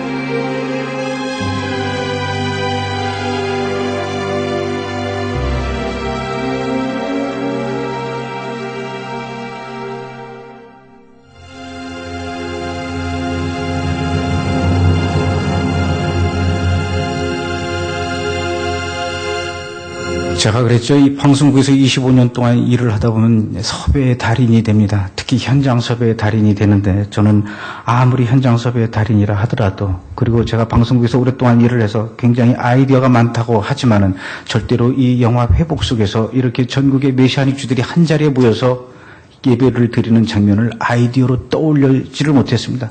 설사 그런 생각이 있었다 하더라도 그것이 현실적으로 절대로 가능한 일이 아니었어요. 전국에 어디에 흩어져서 숨어서 예배를 드리고 있는지도 모르는 그 메시아닉주 공동체들을 향해서 전화로 섭외를 해서 여러분 우리가 영화 찍으려고 하니까 다들 모여주십시오. 모여서 여러분들이 예배 드리는 장면을 찍어야 되겠습니다. 장소는 저희 숙소로 뒤로 와주시면 안 될까요? 이게 가능한 일이겠습니까? 저는 그들에게 전화 한 통 하지도 않았습니다. 도대체 어디에 누가 있는지도 모릅니다. 그런데 그들이 이스라엘의 그 많은 숲속을 내버려두고 이스라엘의 그 많은 공터와 그 많은 체육관을 내버려두고 하필이면 저희가 묵고 있는 숙소 바로 뒷산으로 저들이 자기 스스로 찾아왔습니다. 하나님께서는 그날 저를 일찍 눈을 뜨게 하셨고 제 발걸음을 밖으로 내보내시고 제 눈에 안개를 보여주셔서 제 발걸음을 또다시 숲속으로 이끌어 가시고 그 숲속에서 저들을 만나게 하셨습니다. 하나님께서 만나게 해주셨고 하나님께서 찍게 해주셨던 장면이죠. 제가 그랬잖아요. 이 영화의 모든 총감독, 총섭외, 총연출은 하나님이 다 해주셨다고. 이 영화의 첫 장면과 끝 장면을 저는 이스라엘로 영화 찍으러 가기 전에 미리 머릿속에다 그림을 그리고 갔어요. 이렇게 해야 되겠다. 첫 장면은 영화의 맨 첫 장면은 유대 광야에서 시작이 돼요. 카메라가 그 황량한 유대 광야를 오른쪽에서 왼쪽으로 이렇게 쫙 훑다가 어느 순간 카메라가 땅으로 떨어지면 모래바닥이 찍히는데 그 모래바닥에 카메라 밖에서 불어오는 바람으로 모래가 날리면은 모래바닥 밑에서 2000년 전에 누군가가 세워놓은 것 같은 모자이크 바닥에 싹 나타납니다. 그 모자이크 바닥에 글씨가 새겨져 있는데 그 글씨는 영화 제목 회복을 나타내는 거죠. 이게 영화의 시작이에요. 그건 그대로 찍었습니다. 그런데 마지막 장면은 이 영화의 맨 마지막 장면은 역시 똑같은 장소에서 찍는데 이번에는 비행기를 타고 찍는 거예요. 그래서 저공 비행에서 막 날아가다 보면 저 사막 끝에서 어떤 사람들이 7-8명이 하늘을 향해서 두 팔을 높이 들고 찬양하는 장면을 발견하면은 비행기가 그 사람들 머리 위로 날아갑니다. 이 사람들은 비행기를 발견하고 더 뜨겁게 우리를 향해서 찬양을 하는데 이 사람들 입에서 들려나오는 찬양이 지금은 엘리야 때처럼이에요. 이 영화의 맨 마지막 장면은 이렇게 사막에서 찬양하는 이 사람들을 비행기로 찍으면서 끝나는데 왜 이런 장면을 생각했냐. 첫 장면에서 바람만 불고 뜨거웠던 그 유대 광야 이스라엘 땅에 이렇게 주님을 기다리는 메시아닉주가 마치 사막의 선인장꽃처럼 여기저기서 피어나고 있다. 희망의 메시지를 전해주고 싶었던 거죠. 그러려면 이 찬양하는 사람들은 반드시 메시아닉주 찬양단이 돼야 되는데 사람도 섭외가 안 되는데 찬양단이 섭외가 되겠습니까? 절대로 섭외가 안 되더라고요. 한국으로 돌아갈 날은 이제 일주일밖에 안 남았습니다. 하나님 마지막 장면 이렇게 찍어야 되는데 왜 이렇게 찬양단이 섭외가 안 됩니까? 어떻게 하면 좋습니까? 다른 방법으로 찍어야 되겠습니까? 또다시 하나님한테 의견을 묻고 기도를 했어요. 이제 일주일밖에 안 남았는데 예루살렘 시내 나가서 길거리에 지나가는 유대인들을 붙잡고 인터뷰를 하기 시작합니다. 당신은 예수 믿는 사람들에 대해서 어떻게 생각하십니까? 당신은 기독교에 대해서 어떻게 생각하십니까? 당신은 십자가를 보면 어떤 감정이 생깁니까? 이런 인터뷰를 하고 있는데 상대방의 대답이 좋게 나올 리가 없죠. 다 부정적인 얘기만 나오는데 우리가 인터뷰하고 있는 것을 어떤 사람이 지나가다 구경을 해요. 어떤 할아버지인데 수염이 많이 나고 배도 많이 나왔습니다. 이거 뭐 찍는 겁니까? 저한테 물어요. 그래서 할아버지 우리는 기독교 다큐멘터리 찍으러 한국에서 왔습니다. 죄송하지만 조용히 좀 해주세요. 그랬더니 네 하고 옆에서 계속 구경을 하고 저희가 촬영 다 끝나고 다른 장소로 이동하려고 그랬더니 제 팔을 붙잡습니다. 감독님 잠깐 드릴 말씀이 있습니다. 뭔데요? 당신이 만들려고 하는 기독교 다큐멘터리가 구체적으로 어떤 내용인지는 잘 모르겠지만 만약에 필요하시다면 하면서 자기 가방에서 CD를 하나 꺼내서 줘요. 이 CD에 들어있는 음악을 배경음악으로 마음대로 써도 좋습니다. 가져가십시오. 제가 CD를 받았어요. 보니까 이 할아버지의 사진이 찍혀있어요. CD에. 근데 이 할아버지가 2m 정도 되는 하프를 연주하고 있는 장면인데 할아버지는 뭐 하시는 분입니까? 나는 이스라엘 사람이 아닙니다. 그럼요. 미국에서 활동하고 있는 복음성가 가수입니다. 근데 이스라엘에 왜 와 있습니까? 지금 이스라엘엔 나만 와 있는 게 아니라 나와 함께 미국에서 같이 활동하고 있는 다른 복음성가 가수들하고 영국과 프랑스와 독일과 이태리, 스위스, 유럽 5개국에서 활동하고 있는 복음성가 가수 70명이 다 같이 와서 예루살렘에서 이스라엘의 회복을 위해서 기도하고 있는 중입니다. 할아버지는 하프를 연주하십니까? 나는 하프를 연주하지만 나머지 사람들도 다 악기 연주합니다. 어떤 사람은 바이올린도 하고 어떤 사람은 기타를 치고 어떤 사람은 이 타악기를 두들기고 어떤 사람은 뿔나팔 불고 우리는 악기를 못 부는 사람이 없습니다. 춤도 다 잘 춥니다. 그러면 그 70명이 우리 영화에 출연해주면 안 되겠습니까? 무슨 장면인데 맨 마지막 때 여러분들이 찬양을 해주시면 됩니다. 아, 그럼 저희야 영광이죠. 무슨 찬양을 하면 됩니까? 지금은 엘리야 때처럼이라는 찬양입니다. 제가 그 노래를 알지만 우리 70명하고 다 같이 모여서 연습해 본 적은 없습니다. 얼마나 시간 들이면 연습이 되겠습니까? 3일을 주십시오. 오케이. 오늘이 월요일이니까 수요일날 점심에 유대광에서 만납시다. 그랬더니 이 할아버지가 흥분해가지고 막 전화하기 시작합니다. 야, 다들 모여. 연습해야 돼. 이미 다 끝났어요. 그런데 마지막에 이 할아버지께서 뭐라고 얘기하시냐면, 잠깐만요, 감독님. 부탁이 있습니다. 우리는 외국에서 왔기 때문에 차를 갖고 있는 사람이 아무도 없어요. 당신이 우리한테 대형 버스 2대만 좀 렌트해서 보내주시면, 숙소 앞에다 보내주시면 그거 타고 가면 안 되겠습니까? 아, 당연히 그래야 되죠. 조 감독한테 물어봐서, 야, 빨리 렌트카 회사에다가 버스 2대만 좀 알아봐라. 그랬더니 잠시 후에 대답을 해주는데, 감독님 안 되겠는데요. 왜 그러니? 우리가 한국으로 돌아갈 날이 얼마 남지 않아서 돈을 다 썼습니다. 그리고 버스비가 너무 비싸서 안 되겠는데요. 야, 지금 저 사람들을 전 세계에서 불러 모으려면 비행기 값이 얼마인데 지금 버스비가 없어서 못 탄다는 게 말이 되니? 오케이, 그럼 잠깐만. 굳이 저 사람들을 데리고 버스를 타고 유대 광야까지 갈 필요 없이 이 사람들이 머물고 있는 숙소에서부터 걸어서 갈 수 있는 거리에 가장 넓은 장소가 어디 있을까? 공터가 어디 있을까? 가만히 생각을 해보니까, 아, 하나님이 이럴 때 이런 아이디어를 떠올리게 하시려고 이스라엘을 30번씩 왔다 갔다 하게 하셨나 보다. 그 장소가 어디냐면요, 아까 오전에 우리 박 목사님 아버님께서 그렇게 가고 싶어 하셨다는 바로 감남산 꼭대기예요. 감남산 꼭대기에는 넓은 공터가 있어요. 이 사람들 보고 그 감남산 꼭대기에 와서 거기서 찍읍시다 이렇게 얘기를 했더니, 아, 감독님은 조금 전에 유대광야에서 비행기로 찍는다 그러더니 왜 또 감남산으로 바뀌었습니까? 생각을 해보십시오. 2000년 전에 예수님께서 갈릴리에서 사역하시다가 예루살렘으로 오실 때 이 감남산을 넘어가셨습니다. 그 소식을 들은 예루살렘 백성들이 손에 종려나무 가지를 들고 뛰어나와서 감남산에서 호산나를 외치면서 환영했는데, 그 환영의 찬양 소리가 그것이 처음이자 마지막으로 끝났고 2000년 동안 들리지 않았지만 전 세계에서 모이신 여러 찬양 사역자 여러분들께서 다시 한번 감남산에서 호산나를 외치시는 겁니다. 얼마나 멋있습니까? 그랬더니 듣고 보니까 괜찮거든요. 그럼 알겠습니다. 그렇게 합시다. 그런데 다시 또 조건이 있어요. 우리 70명 중에 나이 어린 아이도 있고 나이 먹은 노인네도 있으니까, 그러지 말고 택시만이라도 4대를 좀 보내주시면 안 될까요? 이 한여름에 뜨거운데 산까지 올라가려면 힘드니까. 어르신, 2000년 전에 예수님께서 갈릴리에서 예루살렘으로 오실 때 감남산으로 넘어오신다는 소식을 들은 예루살렘 백성들이 택시 타고 왔겠습니까? 제가 생각하기엔 모르긴 몰라도 아마 맨발로 뛰어왔을 것 같습니다. 저는 여러분들에게 맨발로 뛰어오라는 얘기는 안 할게요. 그랬더니 알았습니다. 걸어서 올라가겠습니다. 다 끝났어요. 수요일날 아침 일찍 일어나가지고 현장에 갔습니다. 아니나 다를까 그 산 꼭대기에는 사람들이 얼마나 많은지요. 전 세계에서 모인 관광객들로 늘 그 자리는 바글바글합니다. 하나님 어떡하면 좋습니까? 이제 잠시 후면 저 사람들이 70명이 올라올 텐데 이 공터에 관광객들이 300명이 바글바글하죠. 우리 스텝과 또 그날은 우리가 잘 찍는다고 이스라엘 스텝도 불렀어요. 이스라엘 스텝과 저 70명이 뒤에 엉키면은 하나님 여기서 영하고 뭐고 아무것도 못 찍습니다. 어떡하면 좋습니까? 그런데 정말로 잠시 후에 전화가 왔습니다. 그 70명이 이제 출발한대요. 그래서 출발을 하는데 이 산을 향해서 걸어 올라오는 것이 산 위에서 내려다보면 보입니다. 저 밑에서 걸어 올라오는데 정말로 저들이 눈앞에 나타났어요. 70명이 막 이렇게 뭉쳐서 걸어오는 게 보입니다. 아, 하나님, 이제 20분 뒤면 저 사람들이 산 꼭대기에 올라오는데 이 산 꼭대기에 있는 이 관광객들은 전혀 집에 갈 생각을 안 하는데 어떡하면 좋습니까? 그들이 산을 향해서 올라오기 직전에 길을 건너야 되는데 그 길을 건너기 바로 직전에 드디어 하나님께서 매일 보여주시던 그 기적의 하이라이트가 이루어지기 시작합니다. 어디 숨어 있었는지 몰랐는데 팔레스타인 아랍 사람들이 탈에다 불을 붙이면서 시꺼먼 연기 피우면서 폭동이 일어났어요. 그러니까 이스라엘 군인들이 갑자기 장갑차를 몰고 오면서 막 사이렌을 불고 난리가 났어요. 그러더니 그 감남산으로 올라가는 앞길을 이쪽에서 장갑차 한 대가 딱 맞고 이쪽에서 한 대 딱 맞고, 그래서 모든 차량을 다 통제하면서 감남산으로 더 이상 차가 못 올라가게 하는 거예요. 그랬더니 그 장갑차 뒤로는 감남산으로 올라오려고 준비하고 있던 수많은 관광버스들이 올라오지 못하고 있어요. 그런데 희한한 것이 이스라엘 군인들이 모든 차량은 다 통행 금지시키지만 걸어서 올라가는 사람들은 빨리 가라 그럽니다. 그 70명이 그렇게 해서 올라왔어요. 산 꼭대기에 있던 그 300명의 사람들, 관광객들, 저는 그들에게 제발 잠시 후에 영화 찍을 테니까 비켜주시면 안 될까요? 인상 쓰거나 폭력적인 그런 모습을 보이지 않았어요. 그 300명의 관광객들을 데리고 왔던 가이드들이 놀라가지고 여러분 빨리 버스에 올라타십시오. 10분 만에 그 많던 관광객들이 전부 다 버스에 올라타고 산꼭대기로 내려갔는데 그 산꼭대기는 평소에 수많은 관광객들을 대상으로 사진을 찍어주던 낙타 한 마리가 있어요. 낙타도 도망가 버렸습니다.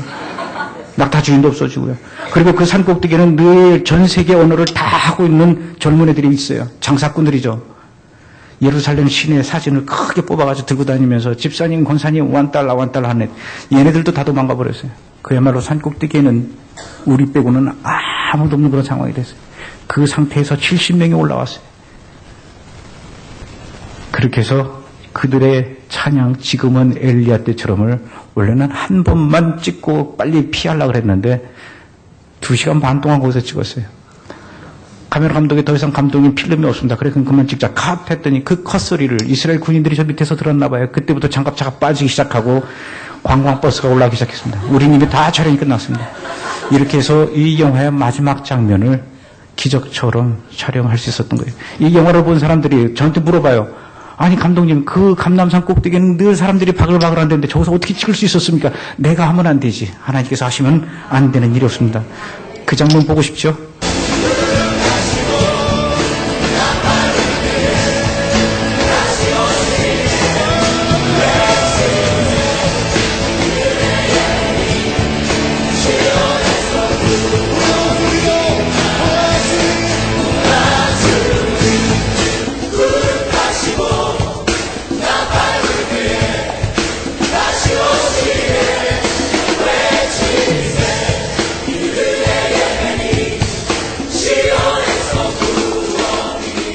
Prayers of Korea. We need Gentiles to stand with us.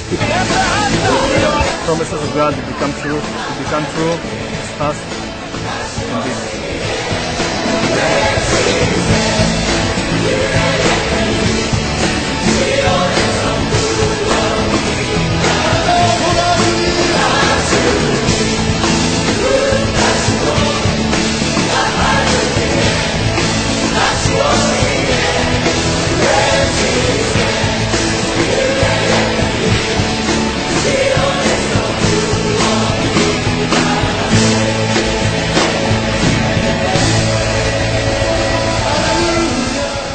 저는 작년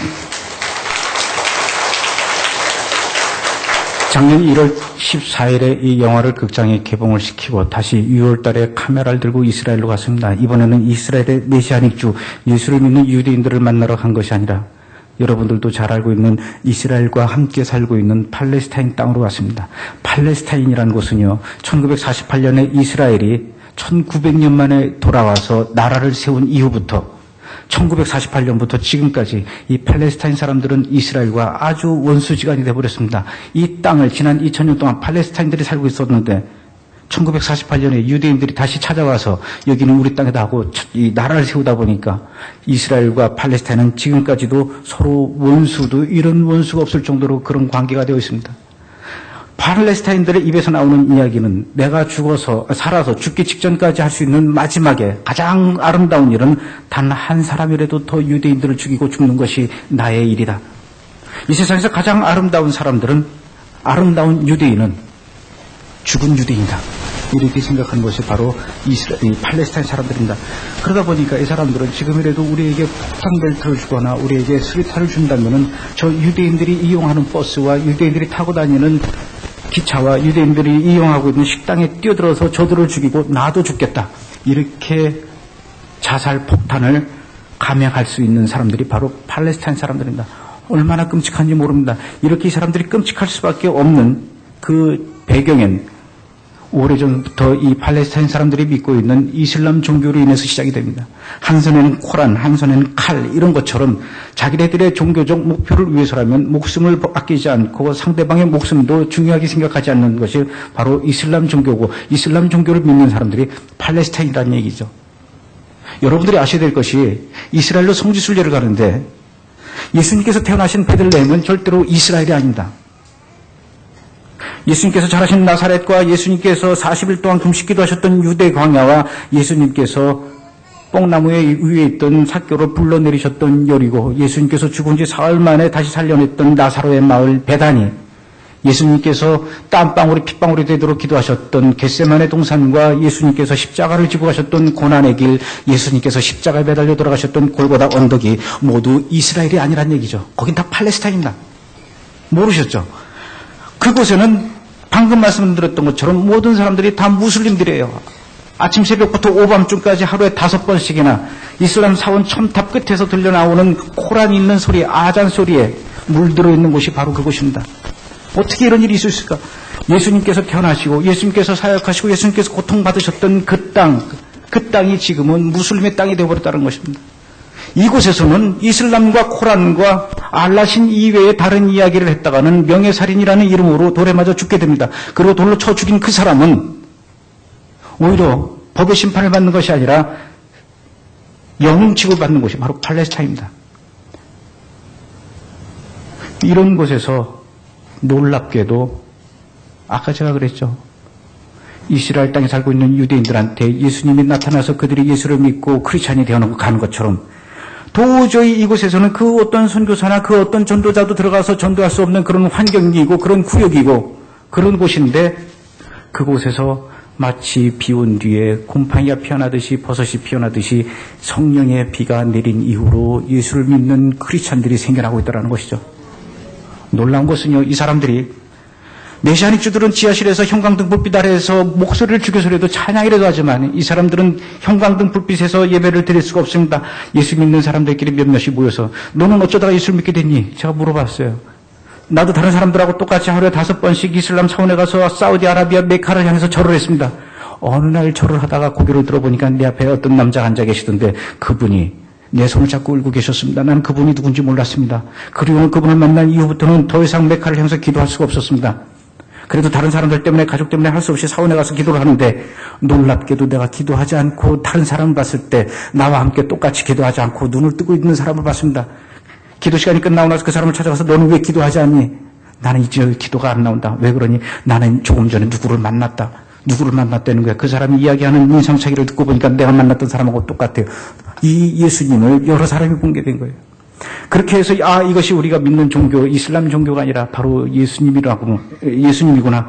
이것을 깨닫게 되고 이들끼리 모여서 산에 가서 예배를 드립니다. 산 꼭대기에 올라가서 새벽 2시에 새벽 4시에 요일을 정하지 않고 번개처럼 모여서 서로 모여서 예배를 드리는데 돌멩이 몇 개 깔고 앉아서 동그랗게 앉아서 그 산속에서 서로의 손을 잡고 상대방의 손바닥에다 내가 손가락으로 사인을 하는 것이 그것이 기도고 그것이 찬양이고 그것이 메시지 전달이에요. 그곳에서는 그 어떤 불빛도 낼 수 없고 그 어떤 소리도 낼 수 없습니다. 그렇게 숨어서 예배를 드리는 그들을 만났어요. 그런데 그것도 걸렸어요. 그래서 결국 그 동네에 있던 아랍 청년들이 뛰어 올라와가지고 누가 여기서 예배를 드리는지 다 알고 왔어. 그리고 결국은 그렇게 예배를 드리고 있던 5명 중에 2명한테 머리에다가 총을 쏴서 그 자리에서 직사를 했습니다. 밤하늘의 달빛 아래 그렇게 흘러가는 그 빨간 피를 보면서 얼마나 이 옆에 있던 사람들이 놀랐는지요. 발에 밟혀있던 성경책을 얼떨결에 주워가지고 가슴에 품어안고 그 산을 도망쳐서 뛰어내려왔습니다. 그리고 갈 데가 없어서 자기 집으로 갔는데 자기 집 대문에 편지봉투가 꽂혀있더래요. 편지봉투를 이렇게 열어보니까 그 안에서 탄피가 나오는데 편지가 뭐라고 써있냐면 지금 이 탄피는 하늘을 향해서 쏜 빈 탄피지만 다음번 탄피는 네 머리통 옆에서 뒹굴고 있을 것이다.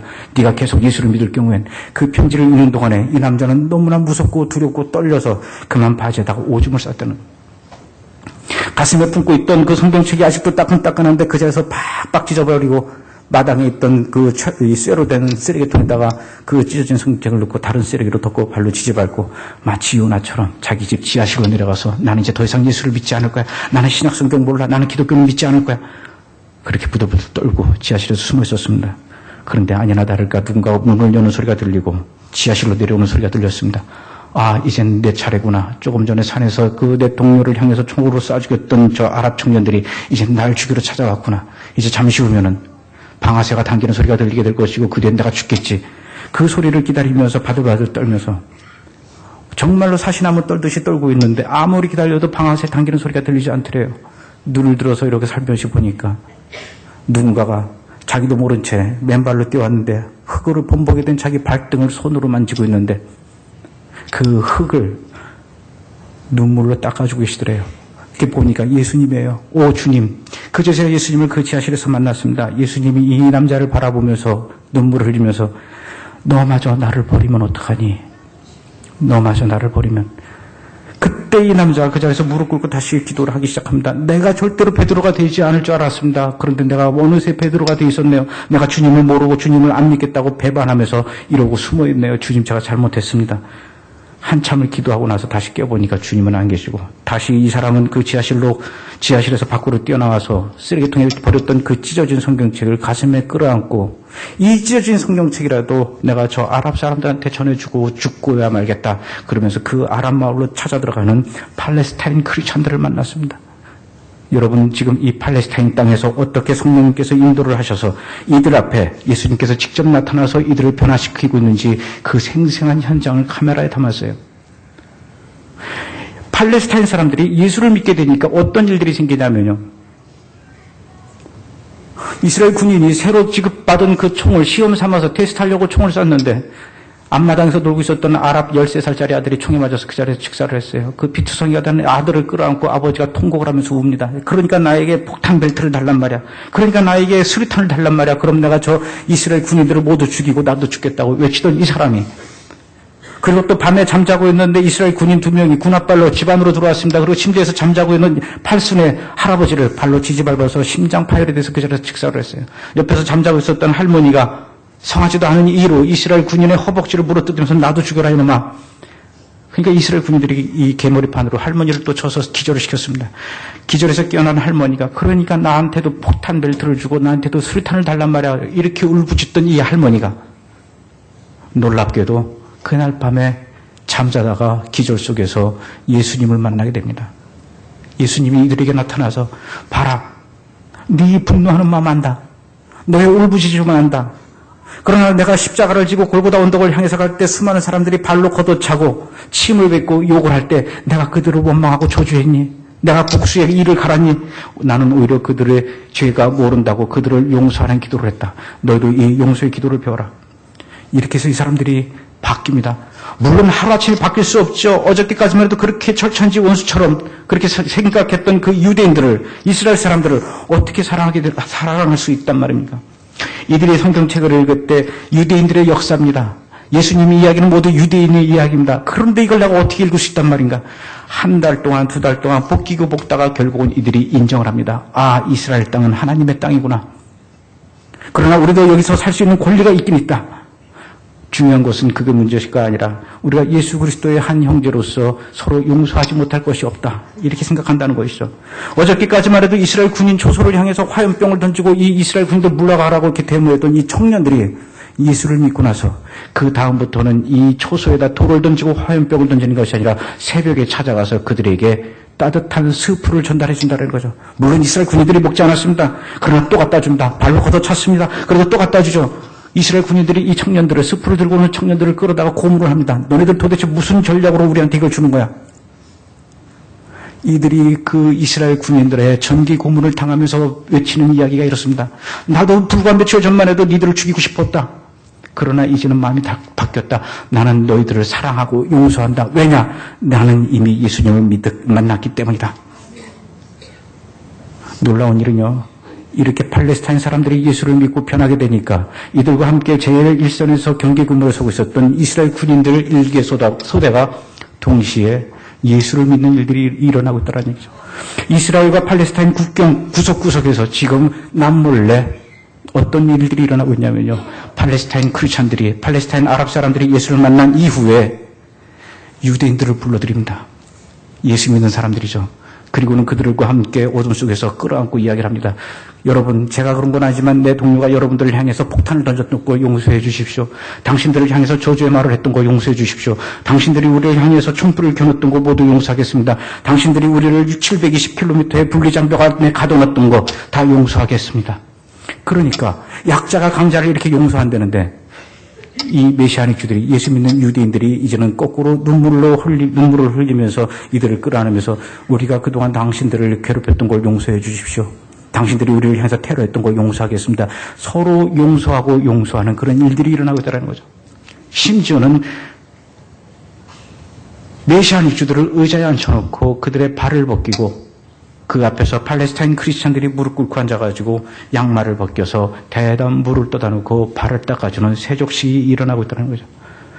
이 사람들이 그렇게 얘기합니다. 이스라엘과 팔레스타인 간의 그 높은 갈등의 벽과 분쟁의 이 골은 미국의 오바마 대통령이 해결할 수 있는 것도 아니고 유엔의 반기문 총장이 해결할 수 있는 것도 아니고 전 세계 그 어떤 NGO 단체도 해낼 수 없습니다.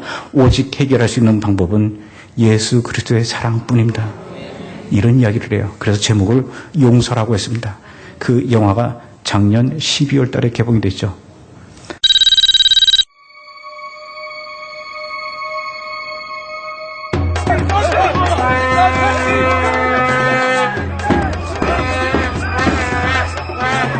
This is our land. It is said on the Bible. This land belongs to the Jewish people. والعودي منين ما اجى يرجع احسن له.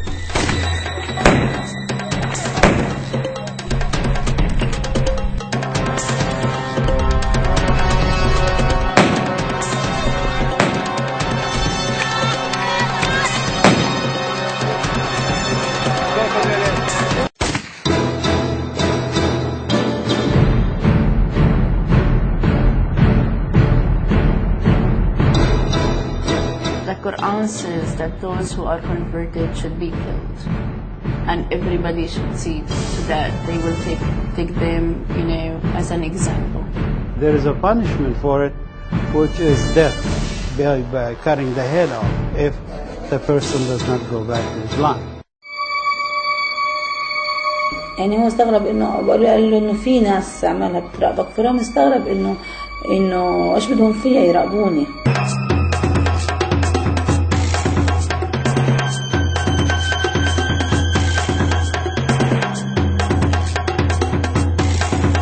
This man,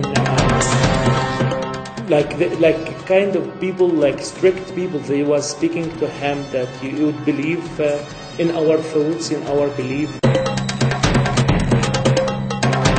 They said, no, I believe just in Jesus.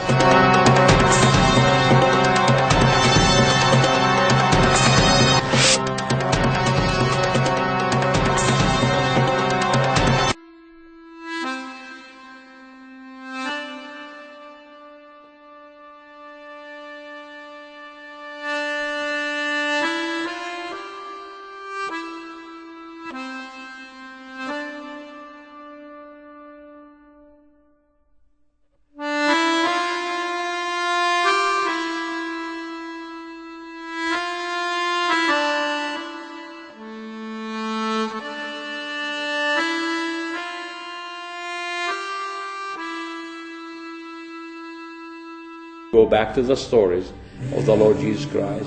They spit on him, they kicked him, they beat him, they did this and this. And he said, God forgive them, because they don't know what they do. And I think we need to learn that as a Christian. My father was shot and killed. As a Palestinian Christian, I forgive,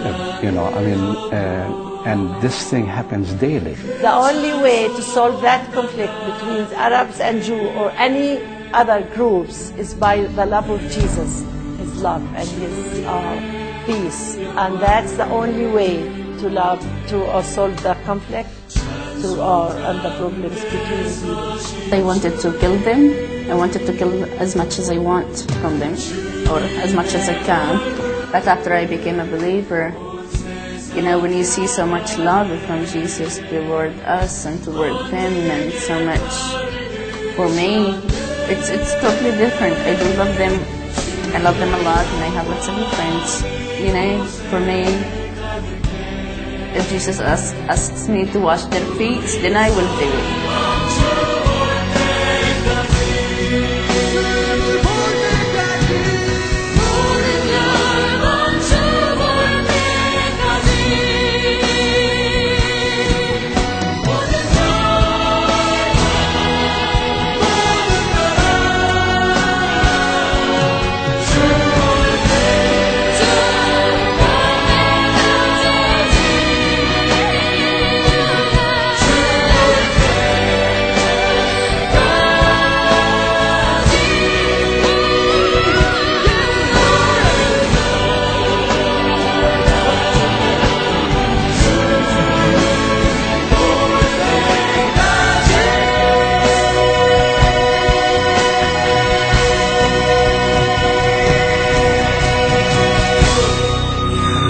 저는 금년 10월 1일 날 이스라엘 갔다 11월 2일 날 한국에 돌아왔다고 아까 말씀드렸는데 한 달 동안 이스라엘에 있으면서 제3성전이라고 하는 영화도 찍으면서 또 한편으로는 이렇게 이스라엘 전국에 예수를 만난 유대인들의 이야기들을 간증을 직접 듣기 위해서 다녔고 또 이렇게 팔레스타인 크리스천들을 찾아다니면서 어떻게 이분들이 예수를 만나고 크리스천이 되었는지 뿐만 아니라 이스라엘과 팔레스타인 주변에 있는 이집트와 요르단, 터키, 이란, 이라크 이런 주변 레바논 이런 주변 국가에서 지금 이슬람 땅에서 중동 땅에서 아주 놀라운 성령의 바람이 불고 있다는 거죠.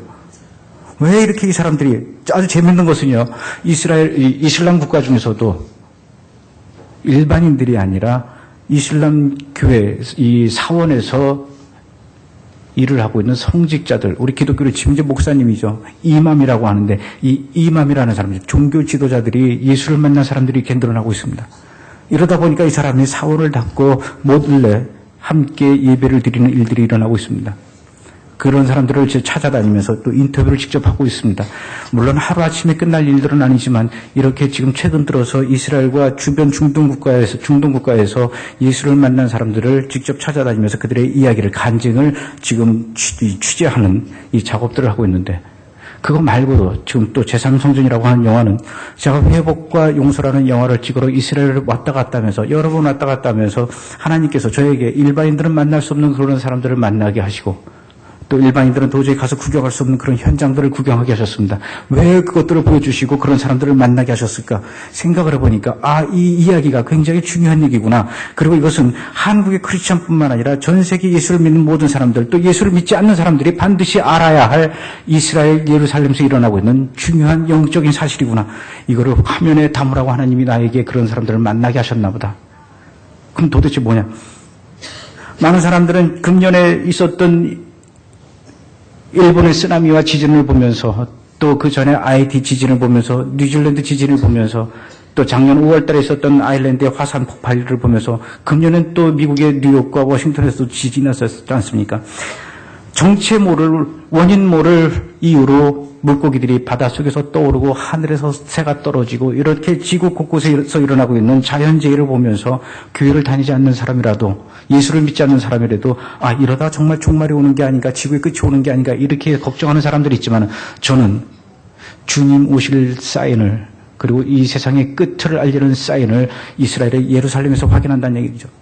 그럼 도대체 예루살렘에서 무슨 일이 일어나고 있느냐? 유대인들에 의해서 세 번째 성전이 건축되려고 지금 준비를 하고 있다는 얘기입니다. 제3성전이란 AD 70년에 예루살렘에 있던 모든 이 사람들이 로마에 의해서 멸망을 합니다. 그때도 예루살렘에 있던 성전도 함께 파괴가 됩니다. 유대인들은요, 유대교의 본질은 제사의 종교입니다. 하나님한테 제사를 드려야만 죄를 사역에 속죄받는다고 생각을 하는데 제사는 이 지구상에서 그 어떤 곳에서 드릴 수 있는 것이 아니라 오직 한 군데 바로 성전에서만 드릴 수 있는데 성전이 허물어졌어요. 그리고 그 다음부터는 1900년 동안 유대인들이 전 세계 디아스포라 생활을 했습니다. 이들이 흩어져 살면서 오래간만에 친구들을 만나고 가족들을 만나면 뭐라고 인사를 하냐면 우리 내년 6월절은 반드시 예루살렘에서 만납시다. 이들이 지난 1900년 동안 아침에 눈 뜨자마자 하나님한테 기도하던 18가지의 기도문이 있는데 그 18가지 기도문 중에서 17번째가 바로 2000년 전에 예루살렘에서 허물어진 우리의 성전을 다시 세워주시옵소서 이거였어요. 이렇게 성전을 다시 세우고 싶어하고 예루살렘으로 돌아가고 싶어했던 그 열망과 희망이 그거로서만 끝난 것이 아니라 정말 기적처럼 인류 역사상 그 전례를 찾아볼 수 없는 놀라운 일이 생겼죠. 1900년 만에 이들이 이스라엘로 다시 돌아왔고 나라를 다시 세웠습니다. 그게 1948년이에요. 그리고 1967년에는 6.1 전쟁을 통해서 예루살렘을 뺏었습니다. 되찾았습니다. 왜 이들이 1900년 동안 그렇게 이스라엘에 돌아오고 싶어 했을까? 그리고 왜 결국은 예루살렘을 되찾았을까? 이것은 단 한 가지 이유입니다. 바로 2000년 전에 허물어진 그들의 성전을 다시 세우기 위해서예요. 자, 그럼 1948년에 이스라엘로 돌아온 이후부터 지금까지 60여 년의 세월이 흘렀습니다. 그럼 그동안 이들이 얼마나 치밀하게 성전을 짓기 위한 준비를 했을까요? 우선 성전의 설계도를 다 만들었습니다. 단지 건물만 짓는 것이 아니라 예루살렘을 아예 신도시로 다시 만들겠다라는 청사진을 그려놓고 있어요. 돈이 엄청 들어가는 일이죠. 그리고 그 누구도 인정할 수 없는 일입니다. 그러나 이들은 그것을 준비하고 있습니다. 설계도를 다 준비해놓고 어떻게 건설할 건지 건설 계획까지도 세워놨습니다. 그 건설에 따라서, 계획에 따라서, 설계도에 따라서 필요한 자재들, 석재들 다 이미 확보해놨어요. 그것을 다 다녀왔습니다. 그리고 이 건물이 완성이 되면은 그 안에 집어넣고 사용하게 될 성전 기물들이 있습니다. 번제단이 있어야 되죠. 물두멍이 있어야 되죠. 또 7 촛대가 있어야 되죠. 이걸 다 만들어놨어요. 심지어는 성경에 있는 그대로 해서 금 1달란트 42kg의 이 금을 망치로 두들겨서 아주 커다랗게 7 촛대를 만들어놨습니다. 그 기술이 굉장히 어려운데 결국은 성공해서 1999년도에 완성을 해서 지금까지 전시해놓고 있어요. 이 7 촛대가 나중에 성전 안에 들어가기를 날만 기다리고 있는데 원래는 저 멀리 준비해놨다 세팅을 해놨다가 매년 그 위치를 조금씩 성전 쪽으로 가까이 가고 있습니다. 지금 그런 일들이 벌어지고 있어요. 제사장이 입어야 할 의복과 에봇도 다 만들어놨죠. 제사 드릴 때 필요한 4,000명의 악사가 연주하게 될 은나팔과 하프를 지금 만들고 있습니다. 제사를 지낼 때는 제사장이 아무나 하는 것이 아니라 레위 지파 코hen 가문이 해야 되는데 이들이 1900년 동안 전 세계 흩어져 살다 보니까 족보를 다 잃어버렸습니다. 누가 레위 지파고 누가 코hen 지파인지 누가 단 지파인지 알 수가 없어요. 결국은 DNA 분석을 통해서 모든 레위 지파 코하님 가문을 찾아내서 밤마다 남몰래 제사장 교육을 하고 있다는 거죠. 준비가 다 끝났습니다. 아직 2가지만 해결이 안 됐어요. 하나는 모든 걸 다 만들고 복원을 할 수는 있지만은 하나님, 이 모세가 시내산에서 하나님으로부터 직접 받은 10계명은 다시 만들 수가 없습니다. 법궤는 찾아내야 됩니다. 그 법궤를 전 세계 수많은 고고학자들의 12군데 이쪽에 있을 것이라고 12군데를 지목을 하고 있지만 유대인들은 그 12군데를 모두 믿지 않고 오직 한 군데만 믿고 있습니다. 그것은 바로 그 옛날 솔로몬 성전이 있던 그 자리, 솔로몬 성전에서 지성소 바로 밑에 비밀 창고가 있었는데 그곳에 아직도 파묻혀 있을 것이다. 이렇게 생각을 하고 있어요. 그럼 그 솔로몬 성전의 지성소 자리는 어디냐?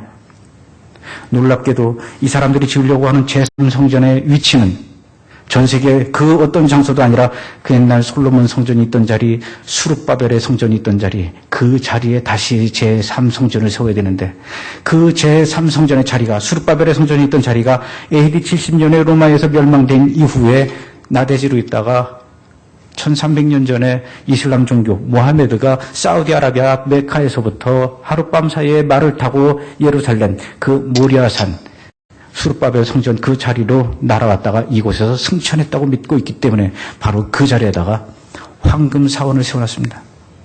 그 옛날 솔로몬 성전이 있던 자리, 수룹바벨의 성전이 있던 자리, 바로 그 자리에 지금 이슬람 종교의 최고 성지인 황금 사원이 서 있어요. 황금 사원은 무슬림들한테는 3번째로 중요한 성지입니다. 그래서 이들은 태어나서 죽기 전에 반드시 꼭 한번 방문하고 죽어야 되는 곳이 바로 황금 사원입니다.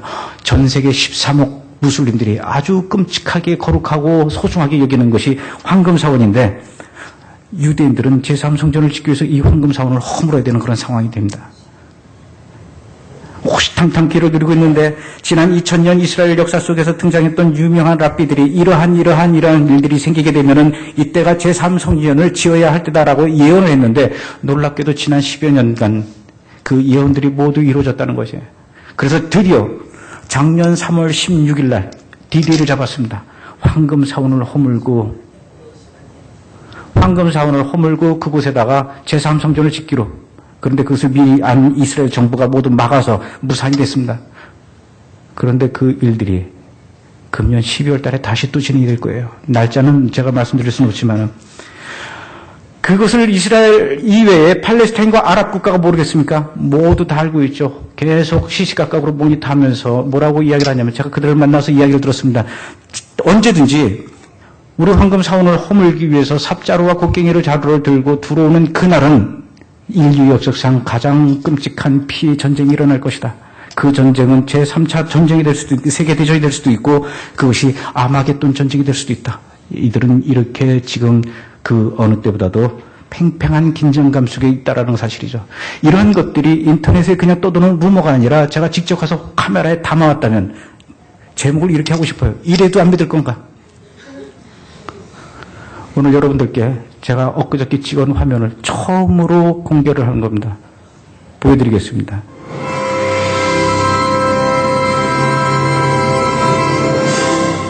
지금 이스라엘과 팔레스타인과 주변 중동 땅에서 일어나고 있는 일들은 절대로 상상으로 만들어낸 허구의 이야기가 아닙니다.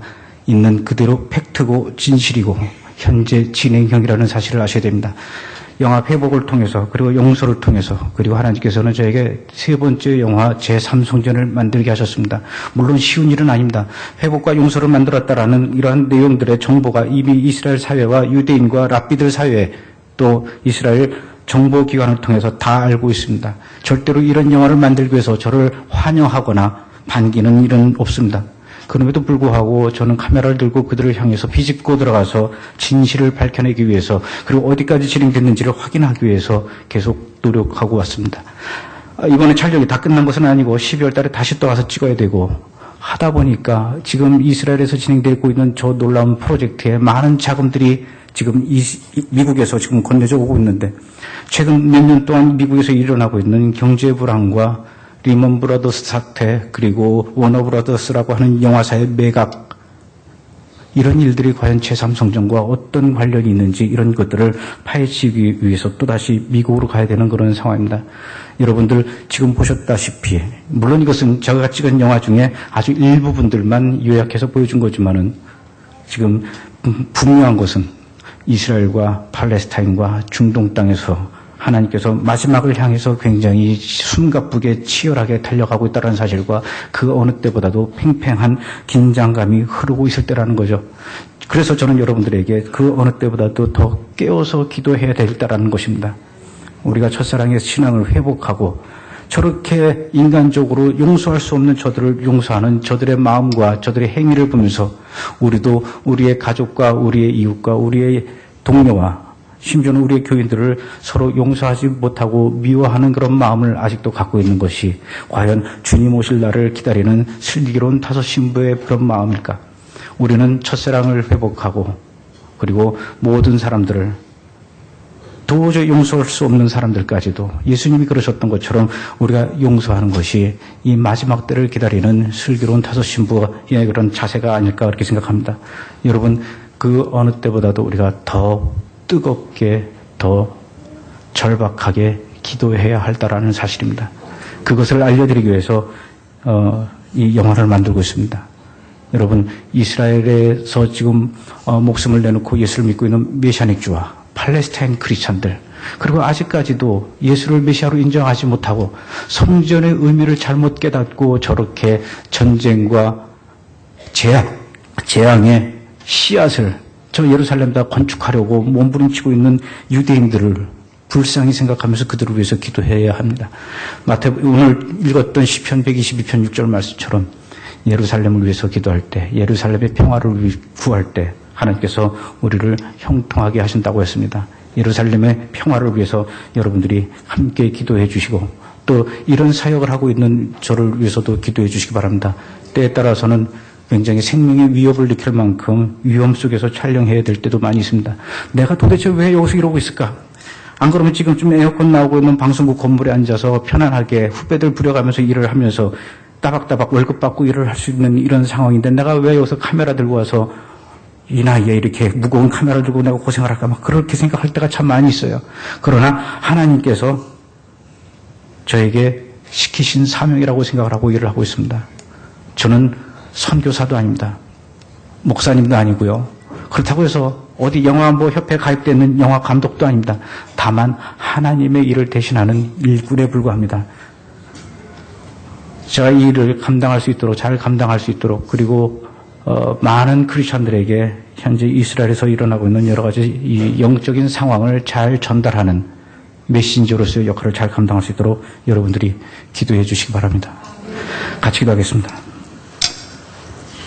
거룩하신 하나님, 우리는 그동안 예수를 믿으면서 그리고 또 예수님을 사랑한다고 하면서도 예수님의 고향 땅에서 어떤 일들이 벌어지고 있는지 모르고 살아왔습니다.